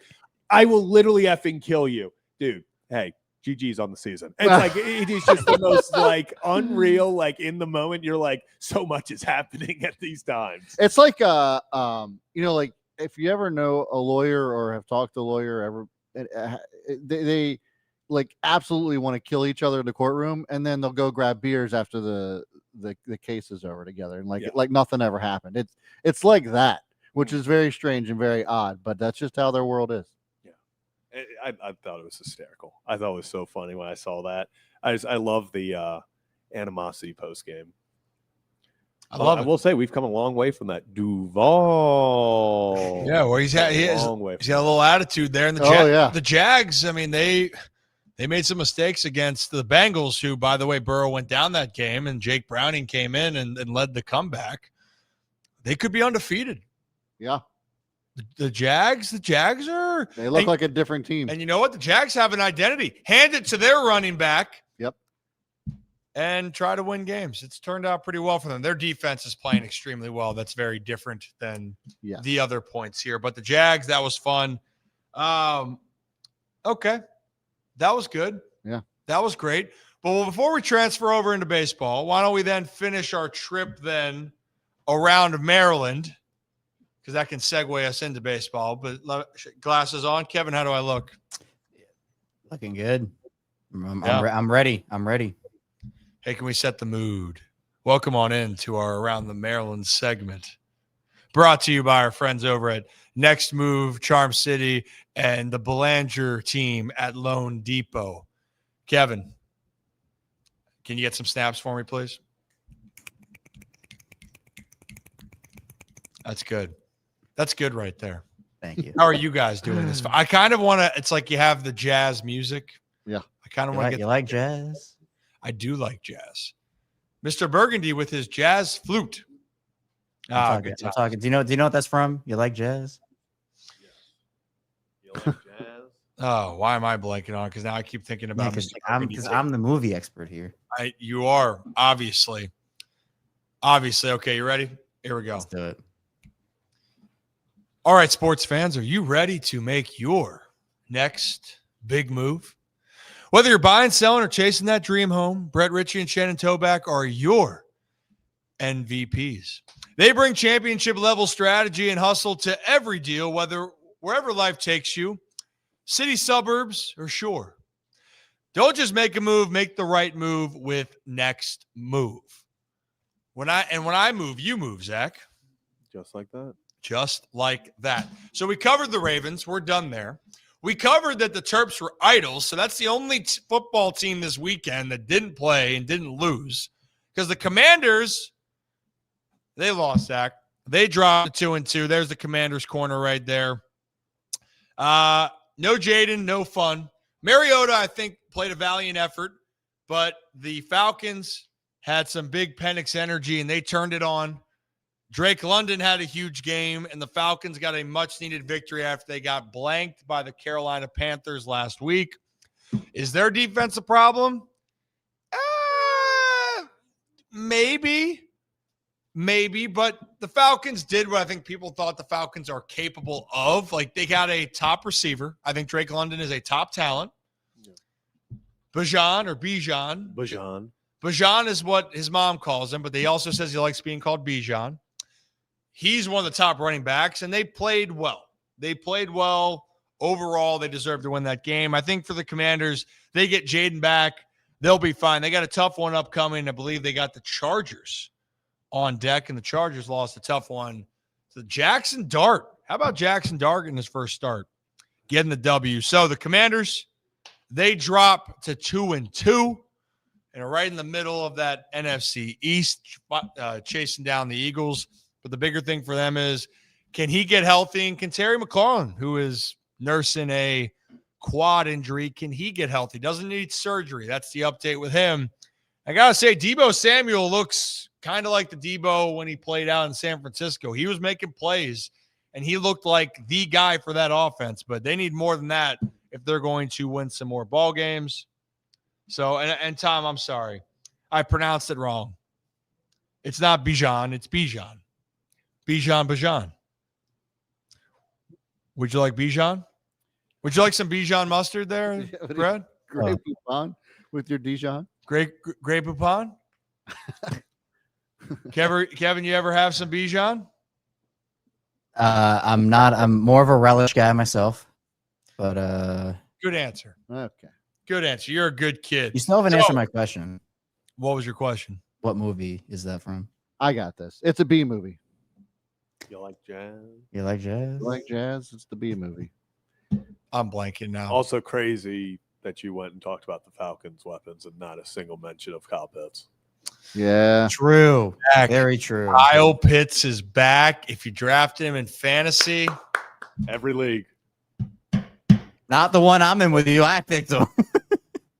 Yeah, Kevin, but I also had the whole debacle of I picked Tyreek Hill accidentally over Ibuka, and then I thought I screwed myself over, and then no one else picked Ibuka, so I just picked him in the next round, which made me think I reached on Ibuka originally, but now it's like the best receiver ever of all time. Love it. Yeah, he is balling. We'll get to all those later on. Let's pull that graphic back up for a second, because now we cover the football side, right? We got to cover the football. We're done there. Football done. Let's get to Baltimore. Talk about the Orioles, because the season did end. And Kevin, since you're on now as well, congratulations on a full 162. You and Zach, Kevin and Zach, react. Thank you. Reacting to every Orioles game together. And through all of it, the Orioles finished the season, guys, on a low note, as they got swept by the New York Yankees. But it wasn't enough to win the division, because the Toronto Blue Jays swept the Tampa Bay Rays. But hey, to win the division. Colton Cowser got engaged in New York, so there was that. Colton Cowser did get engaged. Congrats, Colton. Hey, for love. Congratulations. He loves this. He loves this show. We gotta shout him out. And you know what? Who doesn't love love? Yeah. Hey. You know, Zach, who doesn't love love? But if you're an Orioles fan, you didn't love this season, as the Orioles finished at 75-87, finished dead last in the American League East. It was a year to forget, but also a year where there were a lot of players who are going to have to learn quite a bit, because Baltimore is going to be expected to compete to win this division next year. And if they're not, then there's a lot of other problems. But right now, what do you got, Brad? Oh, I was just saying that, like, if you wanted to pitch it to me, I do have a poll out regarding this topic. So. Oh, please. Pitch. Okay. Pun so I put out a poll. Will Tony Manzolino manage the Orioles next season? And so far, 90% of those who are voting say no. 90%, huh? Yeah. So this is an interesting conversation, because we are going to have more time to really digest what the Baltimore Orioles have to do and where their needs are. And I think a lot of people, if you watch the season, you kind of have an idea of what the needs of the Baltimore Orioles would be or need to be. Yeah. But the first priority up now is picking a new manager. And so we know Brandon Hyde was fired during the season. Tony Manzolino was the interim manager. And now, as we are talking about this today on September 29th, Tony Manzolino and Mike Elias had a press conference to talk about the whole year.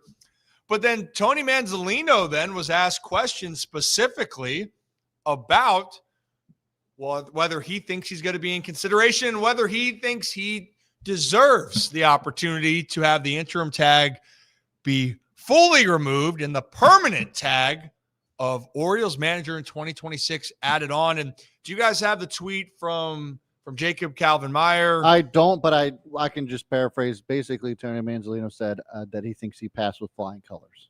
So sounds like he's thinking he's deserving of the full-time job if offered to him.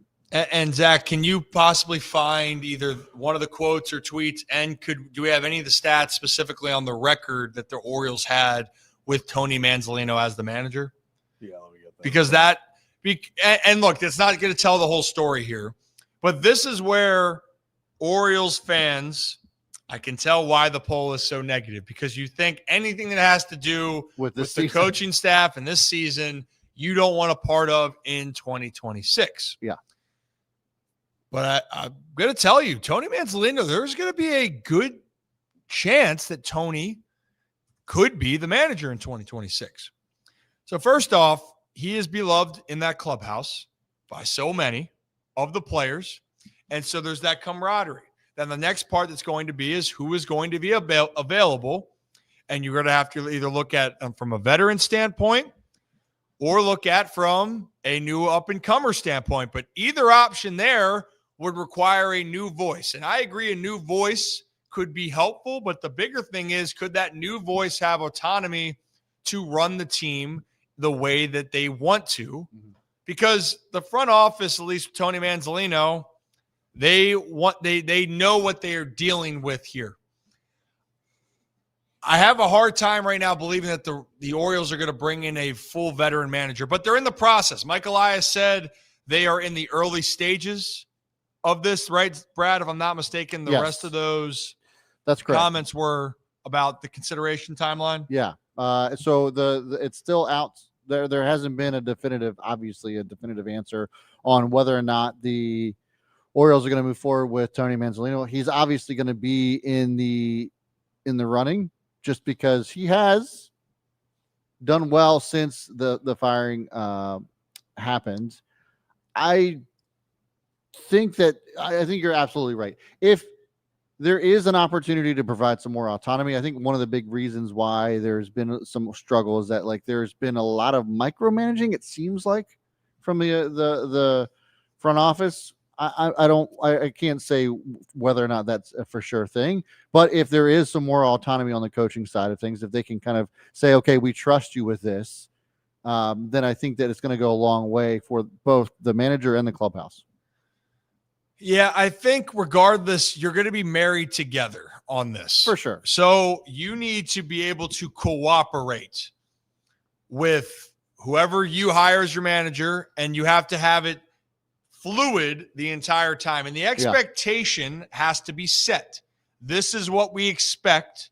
And there's no, tensions or stress. This is how it's going to be run, and everyone knows what that looks like going into. Now, if injuries pop up, that's a part of it. But what's happened over the last couple of years is there's been a little bit of a disconnect, at least this year, on what you need to do to be successful as a team and what you think would be the right options. Because I do believe that's also why Brandon Hyde, yes, losing happens, but I think there was just a disconnect that was growing, not only in the clubhouse, but specifically a disconnect between front office and the guys in that clubhouse, both from a manager standpoint, coach's standpoint, and to a player standpoint. Mm-hmm. So you got to bridge the gap here. And so for the Baltimore Orioles, look, they're not the only team that's figuring this out. I mentioned earlier in the show, Bob Melvin is canned by Buster Posey and the Giants. I think Bruce Bochy's a shoe-in to replace him for that. Out there in San Francisco. Yeah. If he wants to go back, because that's the one I'm really curious about. Bruce Bochy might ride off into the sunset. He might be done. Might, and he's up there in age. And he's not done yet there in Texas. He doesn't have much else to prove, though, in his career. What if he just wants to keep going for the sake of keep going? Sure, but he's got nothing left to prove as a manager.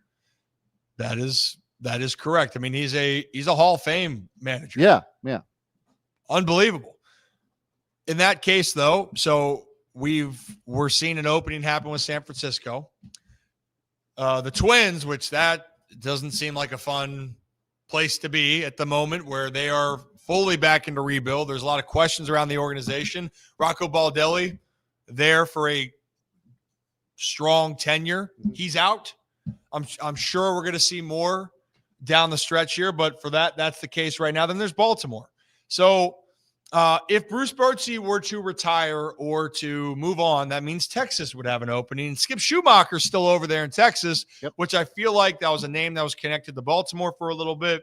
I think he takes over for Bruce Bochy there. But guys, I mean, I can give my opinion, but Zach or Brad and Kevin, I don't know, where do we want to start? Or Kevin, since you've been quiet right there for a moment, Tony Manzolino.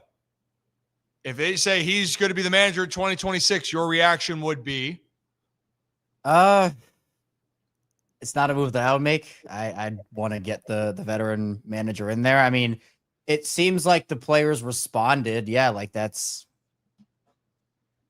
I don't know. I wouldn't be necessarily thrilled with it personally. I mean, I think that there's just, not that Manzolino can't lead, but I just think that someone who's been there and done that would be a much better fit for them at this stage. Because at this point, we can talk about all of the free agent signings or trades that they might make, and they certainly need to go out there and get the job done in that regard. But it's kind of like we were talking about last season at the beginning, where it's like a lot of how successful the Orioles are going to be is going to be based off how their young players take a step. Gunner's power numbers were down this year. Obviously, Adley was in and out of the lineup, and he struggled. Colton struggled. He was injured. Westberg struggled with injury. Obviously, Heston didn't pan out. Grayson was injured all year. I think having a veteran leader, and look, I'm not saying it has to be a guy who, managed for 30 years in the MLB or anything like that, but just someone who has, had a little bit more experience than what Manzolino has under his belt right now, I think would be a little bit better, because I think also some philosophies probably have to change. They probably have to, hitting staff, pitching staff, you probably have to make a couple changes there too. And I think just having a fresh start, some new ideas, I think that'd go a long way. So it's very possible Manzolino is the move. Like, it's not out of the question. But you're right. Like, I think that's what people have to live with. And I think you're not alone with that, Kevin, of the veteran part. I didn't mean to cut you off. What I wanted to say was, this isn't even my opinion on who I would want. I want to take that part out of it. I'm just trying to evaluate and look at this. I'm wondering if Baltimore, with knowing how the front office operates, would they bring in an older school manager that had, like, we're talking about a Bruce Bochy. Would he actually come in, because it would require Bruce Bochy to do what Bruce Bochy wants to do? I don't know if that's going to happen. So that's why this conversation around Tony Manzolino. So then you're saying up and comer, or you run it back. And Zach, I think you pulled up the record for Tony Manzolino. Yeah, he finished the season 60-59. They actually show you a lot of stats. 21 challenges, 11 overturned. That's a 52.4% success rate. 1 ejection. If I get the notification that Tony Manzolino is named manager, I'm not surprised, but I'm disappointed. I think Tony did a great job being an interim manager. I think he got put in a super shitty situation, in a super shitty, just everything about where the Orioles were. I mean, he took over a team that at the time was 14, 15 games under 500. Everyone and their mother, it seems, that is supposed to help this team is getting injured. Like, there was not a lot of good. And I think he did pass with flying colors the interim manager job. And I think down the line, Tony Manzolino is going to be a damn good manager. I don't think he is what the Baltimore Orioles need. I think they need a complete revamp in coaching staff. I think they need a complete revamp in just, hey, even if they're saying the same things, a different person to say it, a different, perspective. I am tired of going, and it happened the past 2 years where the Orioles go into playoff games, and we talked about the first year, Bruce Bochy ran laps around Brandon Hyde in the playoffs. Mhm. Now, that is not Brandon Hyde's fault. Why? Brandon Hyde had never managed in a playoff game. You go the next year, Brandon Hyde, they get out. I don't want to say got outmanaged there as much. The Orioles didn't score. Once again, he'd only coached and managed in 4 and then 5 playoff games. Yeah. I don't want to go when you have such an inexperienced team in the playoffs with the players. Thank you. I want a guy to go out there and go, I've been here before. Yes. I've done this before. Follow me into the fire. I will lead this team. And I think that's where, and even Michael Elias alluded to it, they're looking at guys with experience. And I think that is with a young team a very big thing. Did Tony Manzolino, I think, do enough to be a manager in Major League Baseball? Yes, and I think he would be a great hire for the Orioles if the expectation for next year was not you have to win the East and you have to go deep into the playoffs. If this was a team that was still rebuilding, that was in kind of when Brandon Hyde took over, I think Manzolino would be an incredible person for the job. Right now, I think I'm going over with experience puts him over, puts another guy over. This is why I think, we in the beginning, when Brandon Hyde got fired, we kind of tossed around Buck Britton's name a little bit. I think the same thing. I like Buck Britton a lot. I think he's going to be a great manager one day. I don't think right now is the time, for the exact same reason that you just said, or the exact same points that you made with Tony Manzolino. I would like to see the Orioles find a manager that's won a playoff game, because to your point, the team is so young, and then you have a manager that's never been in a situation either when it comes to like postseason ball, because we all know it's a lot different. And then you have these young players that are looking to a manager to provide them with direction, provide them the way in the postseason. And he's never been there himself either. Yeah. So for me, I think it would make a lot of sense if you went and found a guy that actually has playoff win experience because of how young that team is. And so I'm in your boat, Zach. It wouldn't be surprising if Tony Manzolino was the manager next year, but I would also be a little disappointed because I think that there's an opportunity, a big window for this young core to really go win a lot of playoff games. And I just don't know if now's the right time to put in another manager that's never won a playoff game. So, and I think that sentiment is felt throughout a lot of and it's nothing against Tony. I think it's just a fair thing to say. Right. And the thing, so when I say this, when I've talked about of what I think could happen versus what I would like to see happen. Yeah. What I think could very well happen is keeping continuity with Tony and he stays on. But what I think is most important is having somebody in there that can be a difference maker for you. And the word isn't motivating. You shouldn't have a manager motivate major league players. No, that's not going to be the case. But you do need a guy that is able to steer the ship when things go wrong and that can gravitate and take over a room. And when you look up to managers that come to mind in recent years, I look up to Cleveland with Stephen Vogt. Stephen Vogt commands the room when he's there, and he makes that impact. Baltimore needs a guy like that. And if that's a veteran manager or new manager, they need that. And above all, and this might be an unpopular, this is my opinion, the Orioles need to establish what type of team they need to be in 2026. And what I mean by that is, how do you want to play? And you need continuity from lineups. You need continuity of what your roles are going to be in the bullpen, and it needs to be established. Every team, when you look at the ones that have had success around Major League Baseball, more times than not, yes, they have some platooning, but they have a set plan where guys have an idea of what they want to do. Baltimore has had so many different parts of this over the years, and I'll get to you, Zach, in a second. They've had so many different parts, and I think that matters. Yeah. And so when you're looking at the Orioles, I thought down the stretch when you had Jackson leading off for a while, and I still like Dylan Beavers up there, I'll be honest. Yeah. But Jackson, Jordan, Gunnar, great.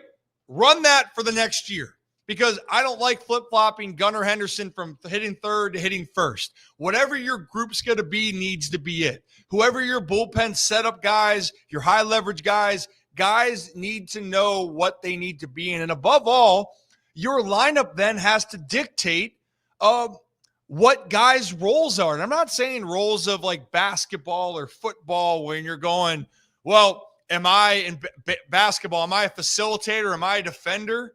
Or for football, am I a playmaker? Am I a guy that does the dirty work? Whatever like your thing is. What I mean by it is you need to identify what you do well. And I think for the Orioles, they have too many guys that are capable of doing something, but don't play to their strengths. So, like, I'll go to this. I love Colton Cowser. I think that the Orioles at times wanted to make him into a power hitter, into something that he is not. I think he is a great I think Colton Cowser can be a great hitter. But I think the fact that the emphasis was so much on power, people got to keep this in mind. Colton Cowser had one of the lowest strikeout rates of any college prospect coming into his draft. And now he has the highest strikeout rate, one of the largest in baseball. That doesn't make sense to me. That's a philosophical thing. Yeah. So whatever you're going to make with your team, I don't care who your manager is, you have to decide how this Baltimore Orioles team is going to play. And if that's not adjusted, I don't care who you put in as your manager, you're going to run into some similar situations. Sorry, Zach, go ahead. No, I didn't actually. I thought it would be better. I was going to bring up a quote, but I think it would be better if we just heard it from the source where we talked about kind of with when it comes to knowing your role and stuff. So here's Mark DeRosa kind of talking about it. Understand the human element of the game and how each move, if the lineup's constantly changing, how can you expect your team to get in a flow? How can you expect guys to know your roles? The most successful teams are the teams where guys drive to the yard every day knowing how they add value to that team. Not wondering if I'm hitting third today, seventh if I go 0 for 4. Am I on the bench? Am I a starter? What am I to this team? Because then you're constantly trying to change your profile day to day. That was the one thing I thought Bobby Cox did better than anyone. He let you know in spring training it was going to be hard for you to change his thought process on how you added value, but I never drove home wondering where I stood year to year on what his expectations were. And I think that's huge. It is huge. Yeah. People knowing what their roles are huge. Now, I will say, if you're one of those on the cusp type of guys and you could be moved up and down, like that's the nature of the beast. But knowing what you have to get done to get it done. And I think for Baltimore, look, when you're in the development process in the minors, your goal is to try to figure out how you can have the talents to keep moving up. Once you get to the big leagues, it's how do you do enough for your team to win ball games? And so like Kobe Mayo, it has power potential. Jackson Holiday can hit for power as well. They're not the same player. So that's my point. Guys have to figure out what they need to be. And I think that is a talking point that we haven't discussed enough, or maybe I feel like I have going on with 105.7, but it is very important. I don't want to keep moving Gunnar Henderson up and down if there's a lefty or a righty in the lineup. I want Gunnar Henderson to be my middle of the order bat. There's question marks for the team, but one thing's for certain: the guys that who you want in your lineup, you got to have that set plan. And I know they say they have the set plan, but I think that's something you really have to look at. And Chris, I know you see your question about why you're not talking about hiring a GM. I don't care who the GM comes in. It's not going to make a difference. No. It also, in one of the funniest things, I think, funniest parts of this whole, whatever they did press conference was when, remember, they announced this. I think the news came out because they were trying to get the White Sox guy, and then because they announced it the same day the White Sox guy announced that he wasn't taking Baltimore's GM job. So I think that forced their hand. But when that was announced, they were like, yeah, GM search starts now. They said today, Michael Elias was like, I'm not sure we get a GM this offseason. We might wait. So I don't think the Orioles care who the GM is. I don't think we're going to have a GM. So like, that's to the what point, we're talking about. So to the point, Chris, of asking, if you saying that just further validates the point that I'm trying to make. Regardless of who comes in, Mike Elias is the one that's going to have the final say on those types of things. Now, what I will say, because a lot of people want to be negative with Mike Elias, which I don't think is fair to that extent. He was the architect of what happened for this team. Yeah. But I will say, from what I understand, he's taking accountability, and they're trying to look at it from every different angle moving into 2026. And keep in mind, teams had a 3-year run where they had the most wins in the American League. 2022 to 2024, most wins in the American League. Nothing to show for in the postseason. I get it. But there are a lot of positives. Now the goal is, how do you take it to the next level? But regardless of who's coming in as GM, Mike Elias is still the president of baseball operations. Because you guys were there, Kevin, maybe I'll quiz you. Do you know who the GM of the Phillies is? Oh, I know the one making decisions is Dombrowski. So that's my point. So Preston Mattingly, we interviewed at the winter meetings, and Preston is bright as hell. He is going to be a president of baseball operations someday. Yeah. But you know the people that they remember, because he's still calling every single shot, is Dave Dombrowski. Yep. That's my point. Is whoever comes in, Mike Elias is still going to be the head guy. And here's my thing. Look, I had my own criticisms of Elias this season. But one of my biggest criticisms of Elias was the way that he handled the trade deadline. This season, he crushed it. I mean, and nobody should be mad about what he did during the trade deadline, because what was the biggest need? Pitching. And he traded rentals for some really, really good pitching prospects that I think are going to work out really well. That was my biggest gripe. I don't know if I really have any at this point after that, because that was kind of like my thing. It was like, why in the last 2 seasons have we not done anything over the trade deadline? And there was a lot of head scratchers. Trevor Rogers obviously worked out, but there was a couple other ones that were just kind of like, what are we doing here? And so this trade deadline, I thought he did an amazing job. I don't think that he deserves to just be fired from the Orioles organization. Is there room for improvement on some things? Yes. Do I think he's too analytical at times? Also, yes. But I think that what we're seeing is a little bit of a philosophical shift potentially, and we'll see how 2026 works out. But to your point, and what we were just talking about with Mark DeRosa, I think there is some realizations, and Michael Elias taking accountability as far as, hey, there needs to be that human element that has to be added in as well, and the fundamentals of baseball need to be addressed too. So we'll see what happens, but I don't think that right now that Elias should be removed from the organization because he did a terrible job. I don't think he did at all. No, I think that is, if we're having the overreaction, is everyone that's wanted Mike Elias gone because of what happened this year. Yeah. That's an overreaction. What changes we see moving forward is going to dictate how the legacy of what he's made here in Baltimore will be. Yeah. And I'm still optimistic. And just from what I've seen and what I'm hearing, they are trying to make those changes. And that is something where I can say, it's one thing where people can be, I'm going to do it my way. Well, guess what? I've also, from what I've heard, or I have been hearing that, hey, what happened this year can't happen again. I'm going to take a step back. What do we need to do? And I think that's what we're going to see. In one part in the final presser, Mike Elias was asked about David Rubenstein's willingness to spend this year and moving forward. The quote is from Jacob Calvin-Meyer, and I quote, "They're going to make available everything we need to responsibly invest in the team. You don't want to be wasteful. You don't do it for its own sake, but these guys are a huge positive. I'm blessed to have that behind me." So we will see what that all means. And I saw Alonzo, welcome to Baltimore, baby. So I saw a comment right here, though, about where was it? Just saw the comment here. Where'd it go? Oh, about John said the Phillies all have a $300 million payroll. We just found out that spending money, Kevin, doesn't mean that you're going to win. Yeah. Like, money help. Believe me, you have the funds to go and do something. This is a perfect segue.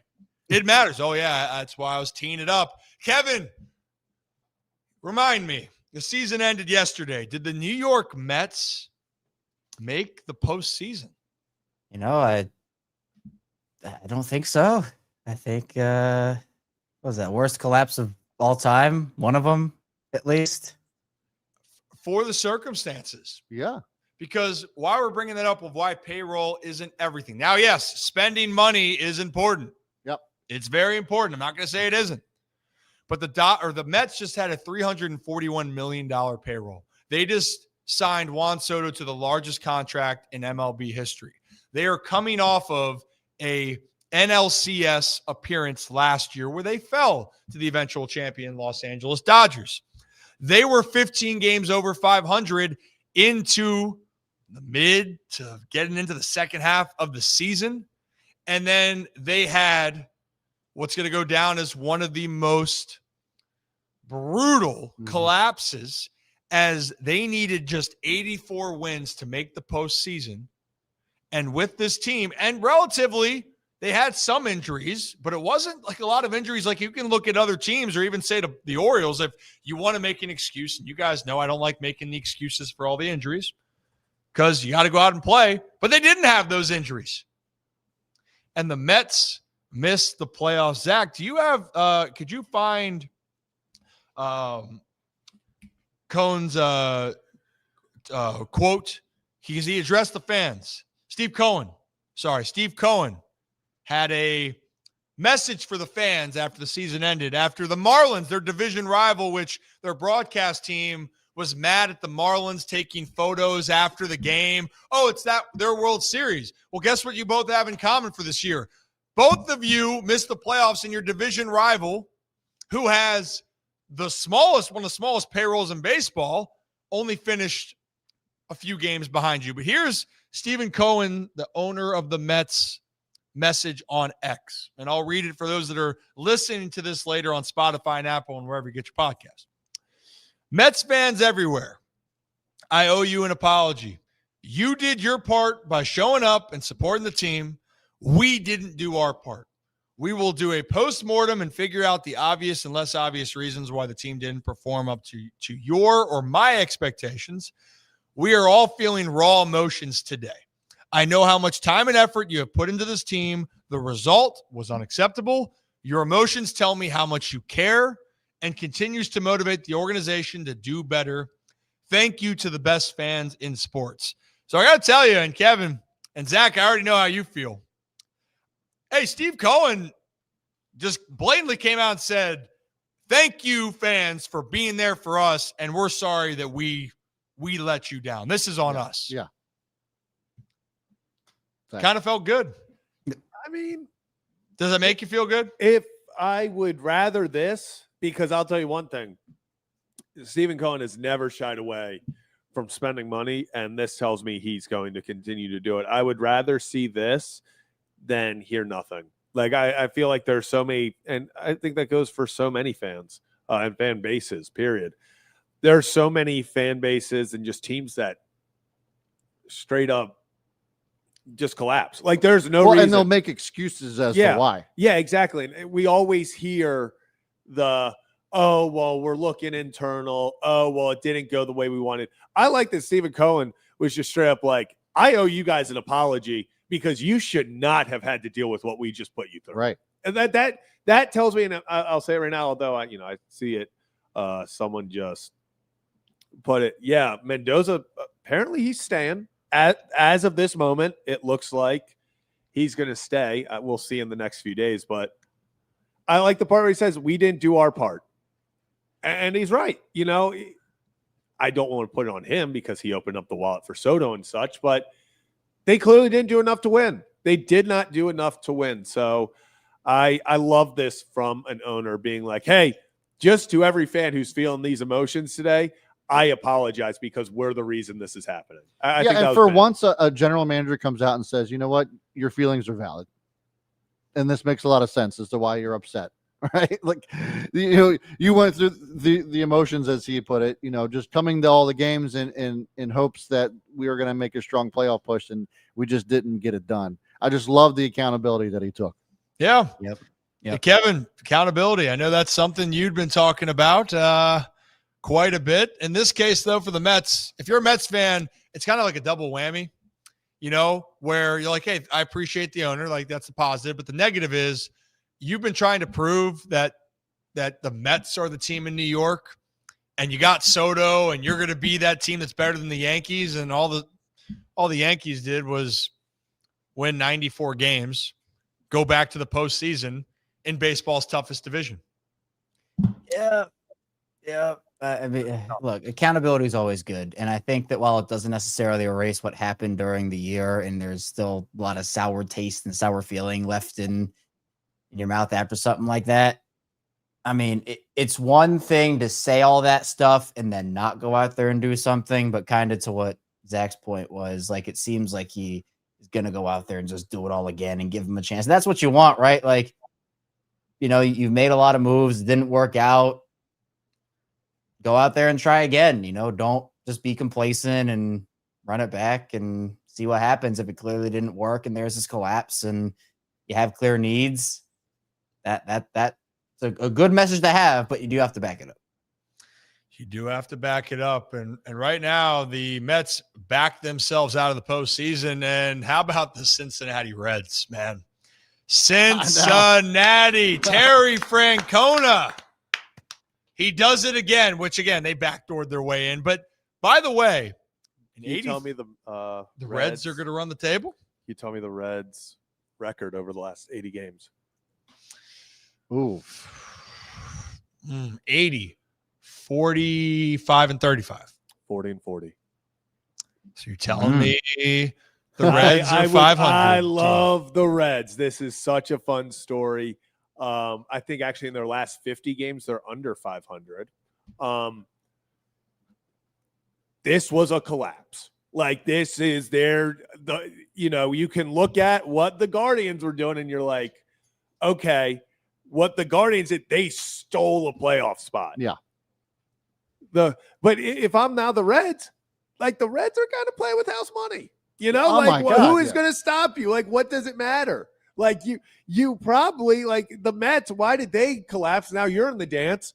Might as well go, like, as Cal Raleigh says, go win the whole effing thing. Like, you might, what's going to stop you? Just play. They are probably one of the most dangerous teams in the playoffs solely on the fact that, okay, we're here. Let's just see if we can win. I'm sure, because they're facing the, gosh, who are they playing first round? I just saw the playoff bracket. I don't know. But it's going to be a very, very tough out for the Reds because they've got some good pitching. Well, it's like you said, they're playing with house money, and I feel like when a team's playing loose like that, when it's kind of like, hey, like, we didn't expect to be here, so like they're playing the Dodgers. The Dodgers aren't exactly a team that you can be like, oh well, they're just going to run over the Reds and have that be that.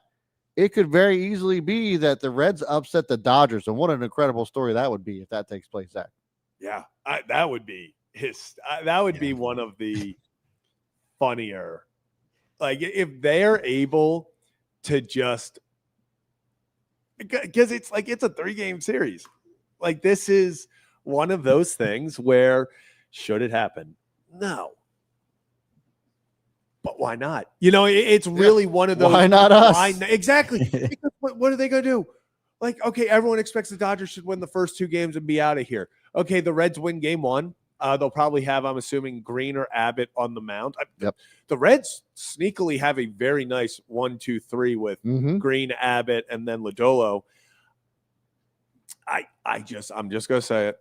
This is, I do not, I'm not predicting they beat the Dodgers or anything. But there's a lot of pressure on old LA to win this thing. And because if they don't, it's not going to – the story won't be about how the Reds beat them. It's about how the Dodgers If they lost. don't, it'll be another conversation of, paying a boatload of money for a team doesn't always mean that you're going to win or even go far in the playoffs or even make the playoffs. It's just pretty crazy time for the MLB. And I know that, obviously football is dominating the airwaves right now, but there's some pretty wild stories in Major League Baseball right now. And I think that this is just another fun one. On the American League side, the Astros are not in the playoffs, which is pretty wild. First time in 10 years? Has it been 10 years? Yeah, you have the little 15, 16? AL East tournament. Winner of the Red Sox and Yankees goes to play the Toronto Blue Jays. Like, that's gonna be fun. The Mariners are looking like they could be a team that could go deep in playoffs. it's another fun story on the other side of the league as well. The American League is completely wide open. Any team that there's to me, I don't think there's an actual favorite. I know that there's a favorite by Vegas's standpoint and betting, but if right now any team in the American League, I think is on an even playing field. I think every single one of those teams could go on a run. Probably the least confident people would be with the Tigers on their collapse, but if you got Scooble throwing and they can find what they did earlier in the year, they could do it. The Guardians are hot. The Mariners, maybe it's their year with Big Dumper out there and whatnot. And then the Blue Jays, they're good. The Yankees, they're good. The Red Sox, also good. National League, the Dodgers should still be the favorite in my opinion. I mean, we were just talking about this. So sorry, I know I had to head to the lavatory. No. The Reds play the Dodgers in that 3-game series. You got Hunter Green, Lodolo, and Abbott that could be most likely be pitching those 3 games if it goes to game 3. If the Reds, I'm not saying it's a shoe-in, but there's a case where the Reds could win game 1, and then it's like, oh shit, everybody's watching this series. Dude, I mean, this is what's fun about postseason baseball. This is fun. Yeah. It's going to be electric. I mean, I will say I do have some rooting interest in the San Diego Sheetses. Very true. Or the Baltimore Padres. You have Gavin Sheets. Yep. Ryan O'Hearn, Ramon Laureano, who is not going to be available. So he got drilled and he's going to miss time. Jackson Merrill's a Maryland guy. Manny Machado's out there. Yep. Padres are good, man. They're a good team, but they're going to Wrigley to play the Cubs.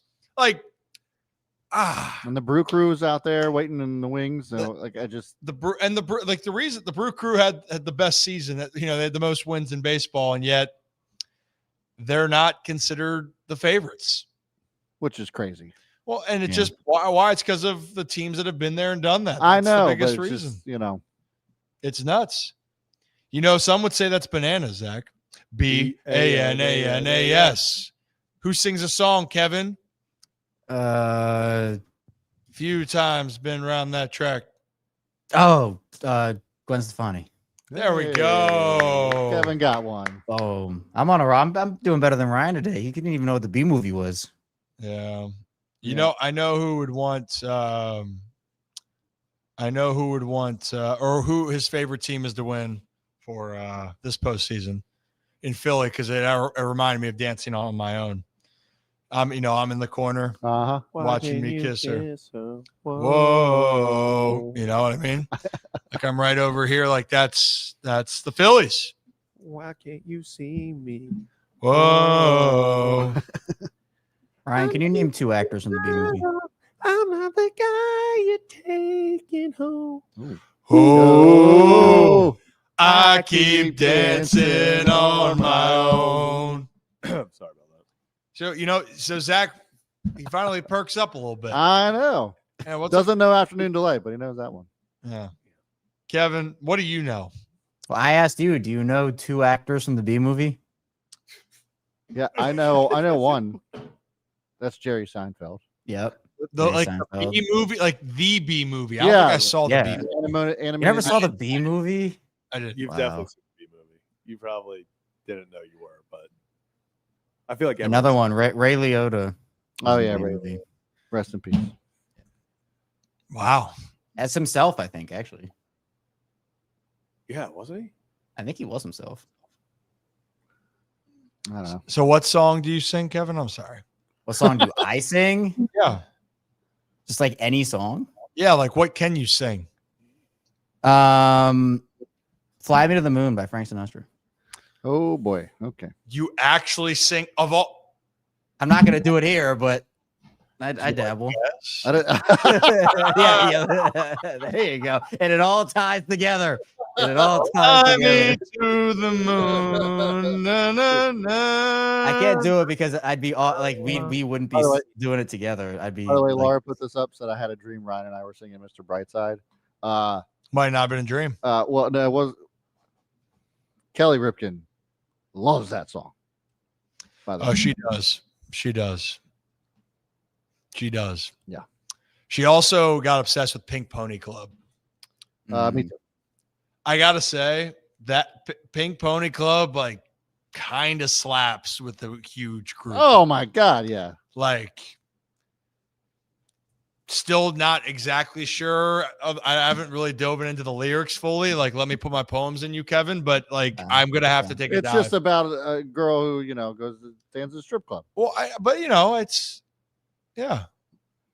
That's like a Prayer is also a very controversial song, which I was kind of surprised that you walked out to that. But It was more for the vibe, okay, well, the beat. It's just So you're telling me there's songs. So if we want to go down that road, do you like the beats of R. Kelly songs?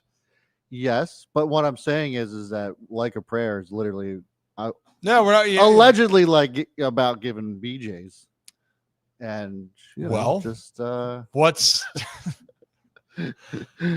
down on her knees, There's controversy with this conversation. You know what? Let's ask Rocco. Oh boy.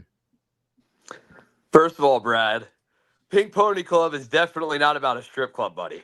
No, it's about going to dance at a strip. No, it's not. No, it's not. No, it's definitely not. So, Okay. It's about a guy. Yeah, a guy. That's what I meant. It's about fantastic a guy. song. Yeah, It's a great song. love the song. There's a lot of songs that we like out there that you like for the bop. Yeah, but you might not know what it means. That's Yeah. Well, we had that conversation a while ago about songs that have double meanings. Oh, they might have triple meanings. Like I love Confessions Part 2 by Usher. Yeah. But that is you're telling the woman that you love that you're having a baby by, a woman that you barely even know, hence side chick. Yeah. But Brian, you should do that. these are my confessions. What's it when the artist reads off the lyrics to their own songs, whatever that is? Lyric genius. Than you? Yeah. No, Rocco. Yes, lyric genius. And you should do that. You should just have a segment where you read off the lyrics and then try to explain what they mean. That's honestly a pretty good one. Idea. Yeah. Like if you did like a Ludacris song and just like You get your glasses on. We'll give you some snaps, and we'll get you on your way. Fire marshal, try to shut us down, get us out to someone. We were 2 songs away. Yeah. There's we'll have some more of those. All right, so Pink Pony Club's about coming out. Is that what it is all about, really? Kind of, sort of. I don't really know the lyrics, so I don't know. That's I have to go and look. I'm trying. I really haven't looked at the lyrics down as much as that. Hey Rocco, what's that one song that you claim's a Philadelphia Phillies song? It is a Philadelphia Phillies song, and it's Dancing on My Own. I don't know. I think that's more of like a Baltimore thing. It's Kyle Schwarber when he was with the Sox. I believe the story goes that they played it in the clubhouse, and he brought it over with him to Philadelphia. Boston. Then when the Phillies made the postseason, he played it. It caught on. It got big. And the Phillies went to the postseason again, lost, still got big. And then I don't know if it's going to make a comeback this season, but they would play it after every game, after every win. It would. That sounds about as Philadelphia as Renegade is to Pittsburgh. I mean, that doesn't really make a whole lot of anyway. Hey, boy. Hey, man, Renegade's working pretty well this season, though, isn't it? It is. Rocco said the Steelers are the best team he's ever seen. That's not what he said at the start of the season. I did not say that. But yeah, all it took was Carson Wentz being Carson Wentz. So Rocco said he got Kenneth Gainwell's name tattooed on his ass. Wow. No, we'll leave that to Calvin. I should make a bet with him to see if the Steelers finish better than the Ravens, if he'll get Kenneth Gainwell, just a picture of him tattooed on his ass. That would, I don't know if I would agree to that one. Right now, that the odds are in Pittsburgh's favor there. But Rock, you're a good kid. Maybe no, it's not even that. Random thought. I know this is getting off topic here because we gotta go to our bets before this Monday night game. Monday night games, by the way. Games. But I really want to get the two plastic balls and put Rocco and Kevin going at each other. You know what I'm talking about? The balls that the big plastic balls, and you run. Oh yeah. They had that at the Ironbirds game, and it was hilarious. Yeah, big balls. Yeah, big balls. You gotta have. I just go low, like big balls. You duck down, and I'm not getting knocked over by anybody. You just got to get the angle right. Okay. What would you rather prefer then? If you going against Rocco in the ball, or you going against Nick Moore in the Oklahoma drill? Well, definitely Rocco in the ball. I mean, I got. What if I was in? It'd be the opposite, wouldn't it? It'd be Nick in the ball in the inflatable balls, or Rocco in the Oklahoma drill. Okay, maybe that'd make more sense. Yeah, because I would get obliterated by Nick in the Oklahoma drill. I know that straight up. I don't know. I don't know. Nick's. I'm just worried about him. I don't know if he's still got that mobility. Well, if he has it still 10 times. I don't know if he has that mobility, because maybe you could have the low ground and get around him, Kevin. You are a little get around him. I mean, I do have some speed to me, so I don't know. That's what I'm saying. And maybe Nick, we haven't seen that quickness from Nick, since his days at Georgia. I don't know. By the way, Georgia, SEC, Rocco, overrated. You can't convince me that Alabama is a top team. You can't. I can't believe the entire Discord, our group chat, was silent during that game. I know. I'm surprised. We all had Georgia. We did. We all had Georgia. I was sitting there thinking, what's happening to the Dogs right now? We're not giving up any points to Alabama, and that Kirby Smart, more like Kirby dumb for not taking the points. Wow. Oh, wow. Good, dude. Sheesh. How do you feel? Is the best team in the That felt good. Oh, that was a good one. That was like off the fingertips. It's going in. Yeah, a good dad joke. I got to tell you, and we're saying this in Rocco, I think it's serious. I know that they lost to Texas A&M, who's a top 10 team, but I think Notre Dame would probably be one of the top teams in the SEC. Sorry, Joe. Arkansas, God. Fighting Bobby Petrinos. Rip, you're talking a lot of shit on the SEC, but you don't say anything about Penn State, who chokes in the big game every year, and James Franklin is one of the most overrated coaches in college football. And Drew Aller, I might have a better chance of playing quarterback at Penn State than that guy. When did I ever say Penn State was the team? This is like that tweet where it was like, you can tweet out that I love pancakes, and someone will be like, oh, so you hate waffles. And it's like, you were like, SEC is not that good. And Rocco's like, oh, but Penn State's so good in the Big Ten. It's like, we never brought up the Big Ten. Right. This is what deflecting is. I just said that Georgia was the best team in the SEC. And I told Nick, I am hurt now because I feel betrayed. I actually was like, I am believing that Georgia is the team. And then you do that. You do that at home. I thought it was confidence. And then I want to believe Ole Miss. I never believe in LSU. So that was completely cash that. That's Ole Miss at home. You kidding me? That was a good one. That was a great one. Colorado's doing pretty good. Pretty good as well. Once again, has nothing of. You said Colorado. Why did we bring him on the show? Okay, well he can take my place. The food truck that I need to go to Definitive closes in 15 minutes. I don't want to go hungry. So, okay, Kevin, go eat.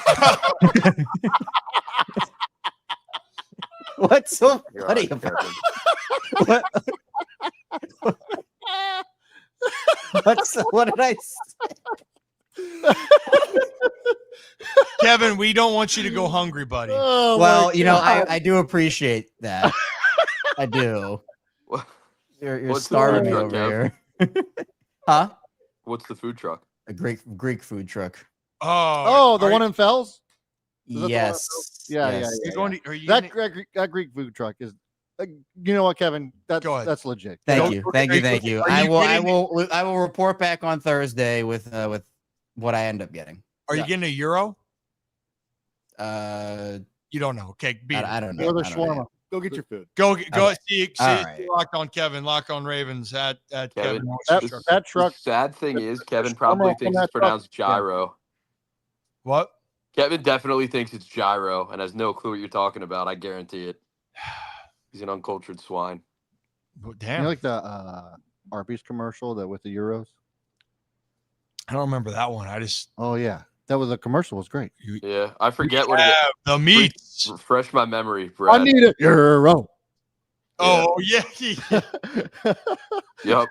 Dude, it took me to I forever need a to euro. like know that it was euro instead of gyro. Like I always thought it was gyro in college. I had no clue, and then I hear like euro. I'm like, the hell's a euro? Like, why do they keep saying it like that?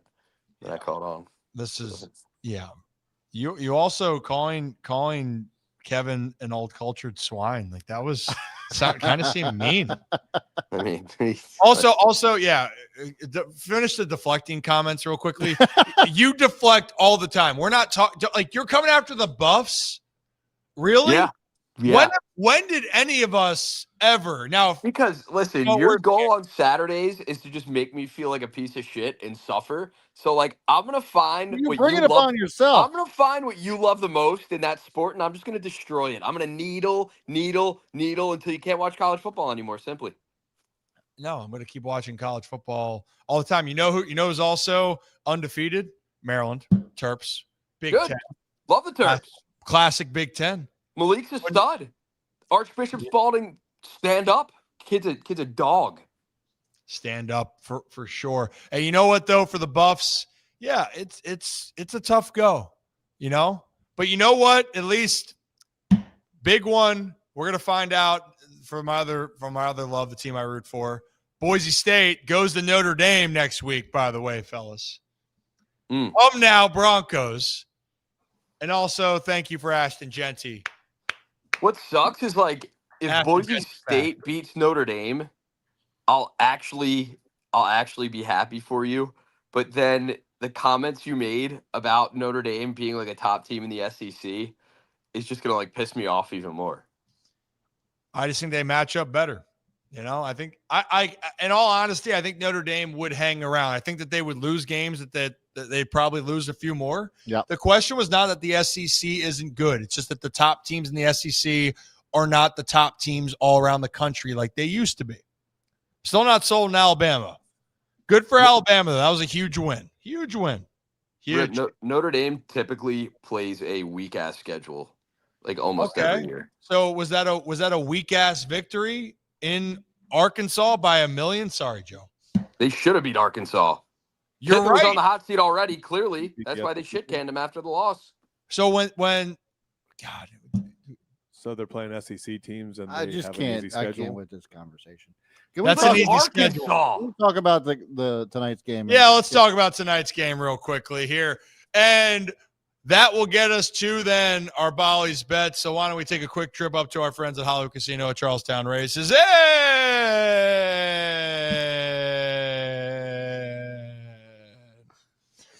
West Virginia. Oh, that was terrible. Yeah, I tried to really That was let bad. that one fly. But our friends of Hollywood Casino Charlestown Races, we'll be up there again in December. We're up there for opening weekend in the NFL. But Zach, let's see if you can get back on the right track. What is your Bolly's bet for this evening? All we gotta do is get in the end zone. J.K. Dobbins. Oh, guy. with the Ravens. With the Ravens. Yeah, you upset about that? Make your own graphic, chat. Okay, we put him in whatever uniform I want to put him in. J.K. Dobbins, score a touchdown. Let's go. Simple as that. I think it's minus 120. Hey, sometimes you don't have to overcomplicate it. Yep, easy. Just get in the end zone. You really don't. Hey, Rocco, we did talk earlier about Tucker Kraft on the show. Yeah, that's brutal, dude. That was just like, if I were you yesterday, like my phone would have been out the window. Like that's just like, you can't, it's just like shit luck at that point in time. Well, Twice. I was on a bender. I gotta say. Yeah, I mean, that's tough. I'm sorry. Your boy was on a bender. Whoa. It's the jam. Oh shit! It really. Zach sang it before you came on. Yeah, knew all the. Did words. he? Yeah. I love that. Yeah. What's a Boston Red Sox song? They're in the playoffs. Schwarber brought it over. Yeah. Yeah. And by the way, I was looking at our post that we had for our channel members for our was it for the good kids and better kids, Brad, or was it What's just for that? the better kids? Our little bets ahead of schedule. Oh, the bets are for the better kids. For the better kids. Well, for Zach, We started off so hot. We started with the biggest bet of all time. Notre Notre Dame. And then Georgia disappointment. And then the Ravens giving up on the run. We were on pace for 140 Derrick Henry yards at one point. And I was like, oh, this is the easiest 80 plus of all time. And then they stopped handing him the football. Yep. Unreal. Zach, I thought of you yesterday when Justice Hill scored 2 touchdowns because the day Justice Hill scores 3 touchdowns in a game, it's going to be a beautiful day for you. And like, I hope you bet it when it does happen, but it's just like, I still will never forget that bet of Justice Hill 3+ touchdowns. AFC Championship. I saw it. Just something told me Justice Hill. I had a dream. Like, exactly. Yeah. Someone came in and whispered in your ear. Didn't happen for me with Justin Herbert either. I thought Justin Herbert was going to get over 250 yards, and then the Chargers just absolutely shit the bed. I had him for 2+ passing tuds, and yeah, we all know how that goes. Tough day. So we're actually making a really good selling point for the better kids to just jump in. Well, time out. You didn't bring up yours truly here. Well, that's true. If you followed, so Rip had Vikings -2.5. That was the one that was wrong. And Carson Wentz did everything he could to make sure that the Steelers could win the game. Yeah. And he did. As no shock there. Austin GT over 65.5 yards. Hit that one. And Egbuka over 55.5. He did that with 1 touchdown grab. So yeah, Genti and Egbuka, my best bet so far on the season for every Sunday. We're undefeated still. Yeah. We're undefeated. I also had Georgia winning that ball game. Justin Herbert over 250 yards. The only thing that I got was Christian McCaffrey over 75. Yeah, it's okay.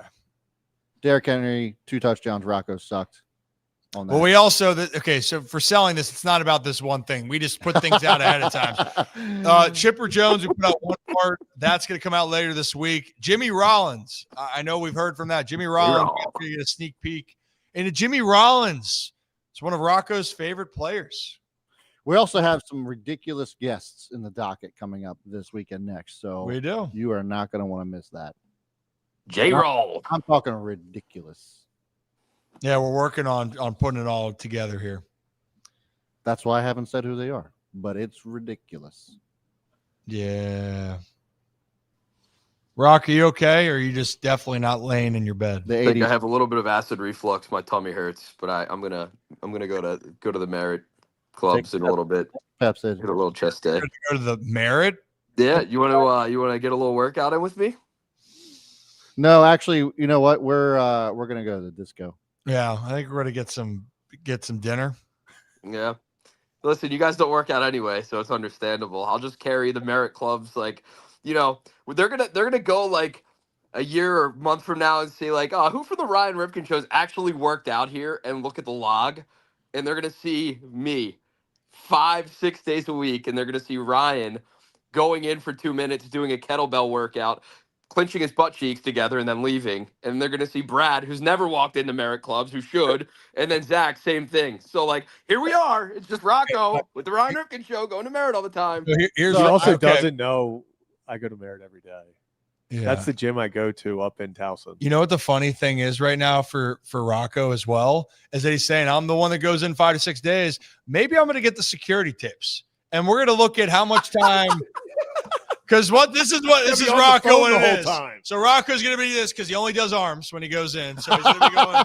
He's going to be. Where's the bird? Sorry, buddy. Come on over here. So Rocco's right here, and then phone call, and then he's like, "Oh, hey, what's up? Oh, hey, Rip. I'm just working out." Oh, yeah. Same. He does the same thing to me. Clink. I know. Yeah. Rocco's at the gym. I know what he's doing. Hold on for 1 second, Rip. Hold on for 1 second. Oh yeah, no, you can use it. I'm gonna take. Yeah, come on in. Oh, you can work in with me. You can work on in. I'll get back on there in 5 minutes. Don't worry, Ed. Come on back in.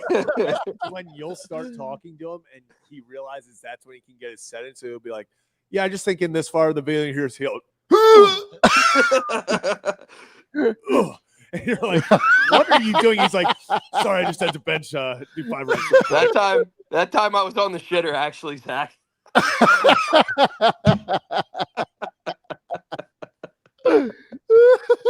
Gosh, if we ever did an etiquette video with what to do or not to do, Rocco would also be in that video. Yeah, see, you could lead that one. If Merritt wants to talk about what you can do and not do at a Merritt.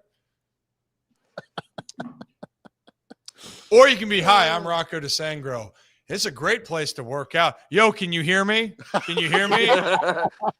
Dude, I will gladly be in a Merritt commercial, like, of what not to do. It's like, don't be a Rocco at the gym, and I'm just, like, on my phone, I love that. texting, doing, like, curls in the squat rack. Yes. Recording yourself doing Hey, dumb shit. Hey, Screaming when I drop the weights. It's gonna be like Ryan's gonna be in the video, and it's gonna be like, "Oh, thank God that guy's almost done." It's gonna pan to Rocco, who then like grabs his phone. He's like, "Oh no, dude, I'm not doing anything. I got time." He's gonna sit down on the bench. He's like, "No, I'm not doing anything." I think also what Rocco could be as well. He can also then say and they have state of the art. If it's saying you can get smoothies, they have a great locker room. And let me tell you about the restrooms. I suffer from extreme heartburn and stomach issues. And when I really need to go, I may or may not be lactose intolerant, but when I need to go, Merritt's always there for me. if I had a choice between my own house and using these bathrooms never disappoint. Yep, Enjoy exactly. Merritt today. I hope Exactly. Merritt stays with us after this. Sorry, Merritt, for Rocco. Dude, they have they're very good acoustics too. Okay. What? Very good acoustics in the restrooms as well. It's unfortunate for me. Oh my goodness. Okay, we need to get out of here. This show's over. This is. We were having such I a love great Merritt. show. Greatest place in the world, dude. We were having a great show. Then Rocco showed up, but it was a great show. I think, hey, it got our mood up. I know it's been a rough day. If you're a Ravens fan in Baltimore, a lot of doom and gloom in some cases, but guess what? Hopefully we put a smile on your face. We talked baseball. Postseason baseball starts tonight. If you love baseball, it's the best time of the year for it. Enjoy. What? Or Is it sorry, tonight? tomorrow. Oh, okay. I was like, holy damn. Okay. Did you turn your camera off for any reason? Yeah, I was looking at the schedule because I wanted to make sure if their baseball was on, I wasn't going to go to Merritt. No. Oh, I thought you go 6, So 7, 8, 9 times a week. 6, 7. Okay. Yep. All right. Can we cue the music? Yes. Goodness gracious. But it was a good day. We had a good show. We had fun. As always here on the Ryan Ripken Show, we appreciate each and every one of you. Have a day. Have a night. Enjoy the rest of your Monday. Come back and join us on Thursday. We're going to do it all again. Be good. Enjoy postseason baseball. And talk to you soon. Oh, reeling them in. Reeling you in. Reel them in. This is insane. 1001. 1002. Oh my God.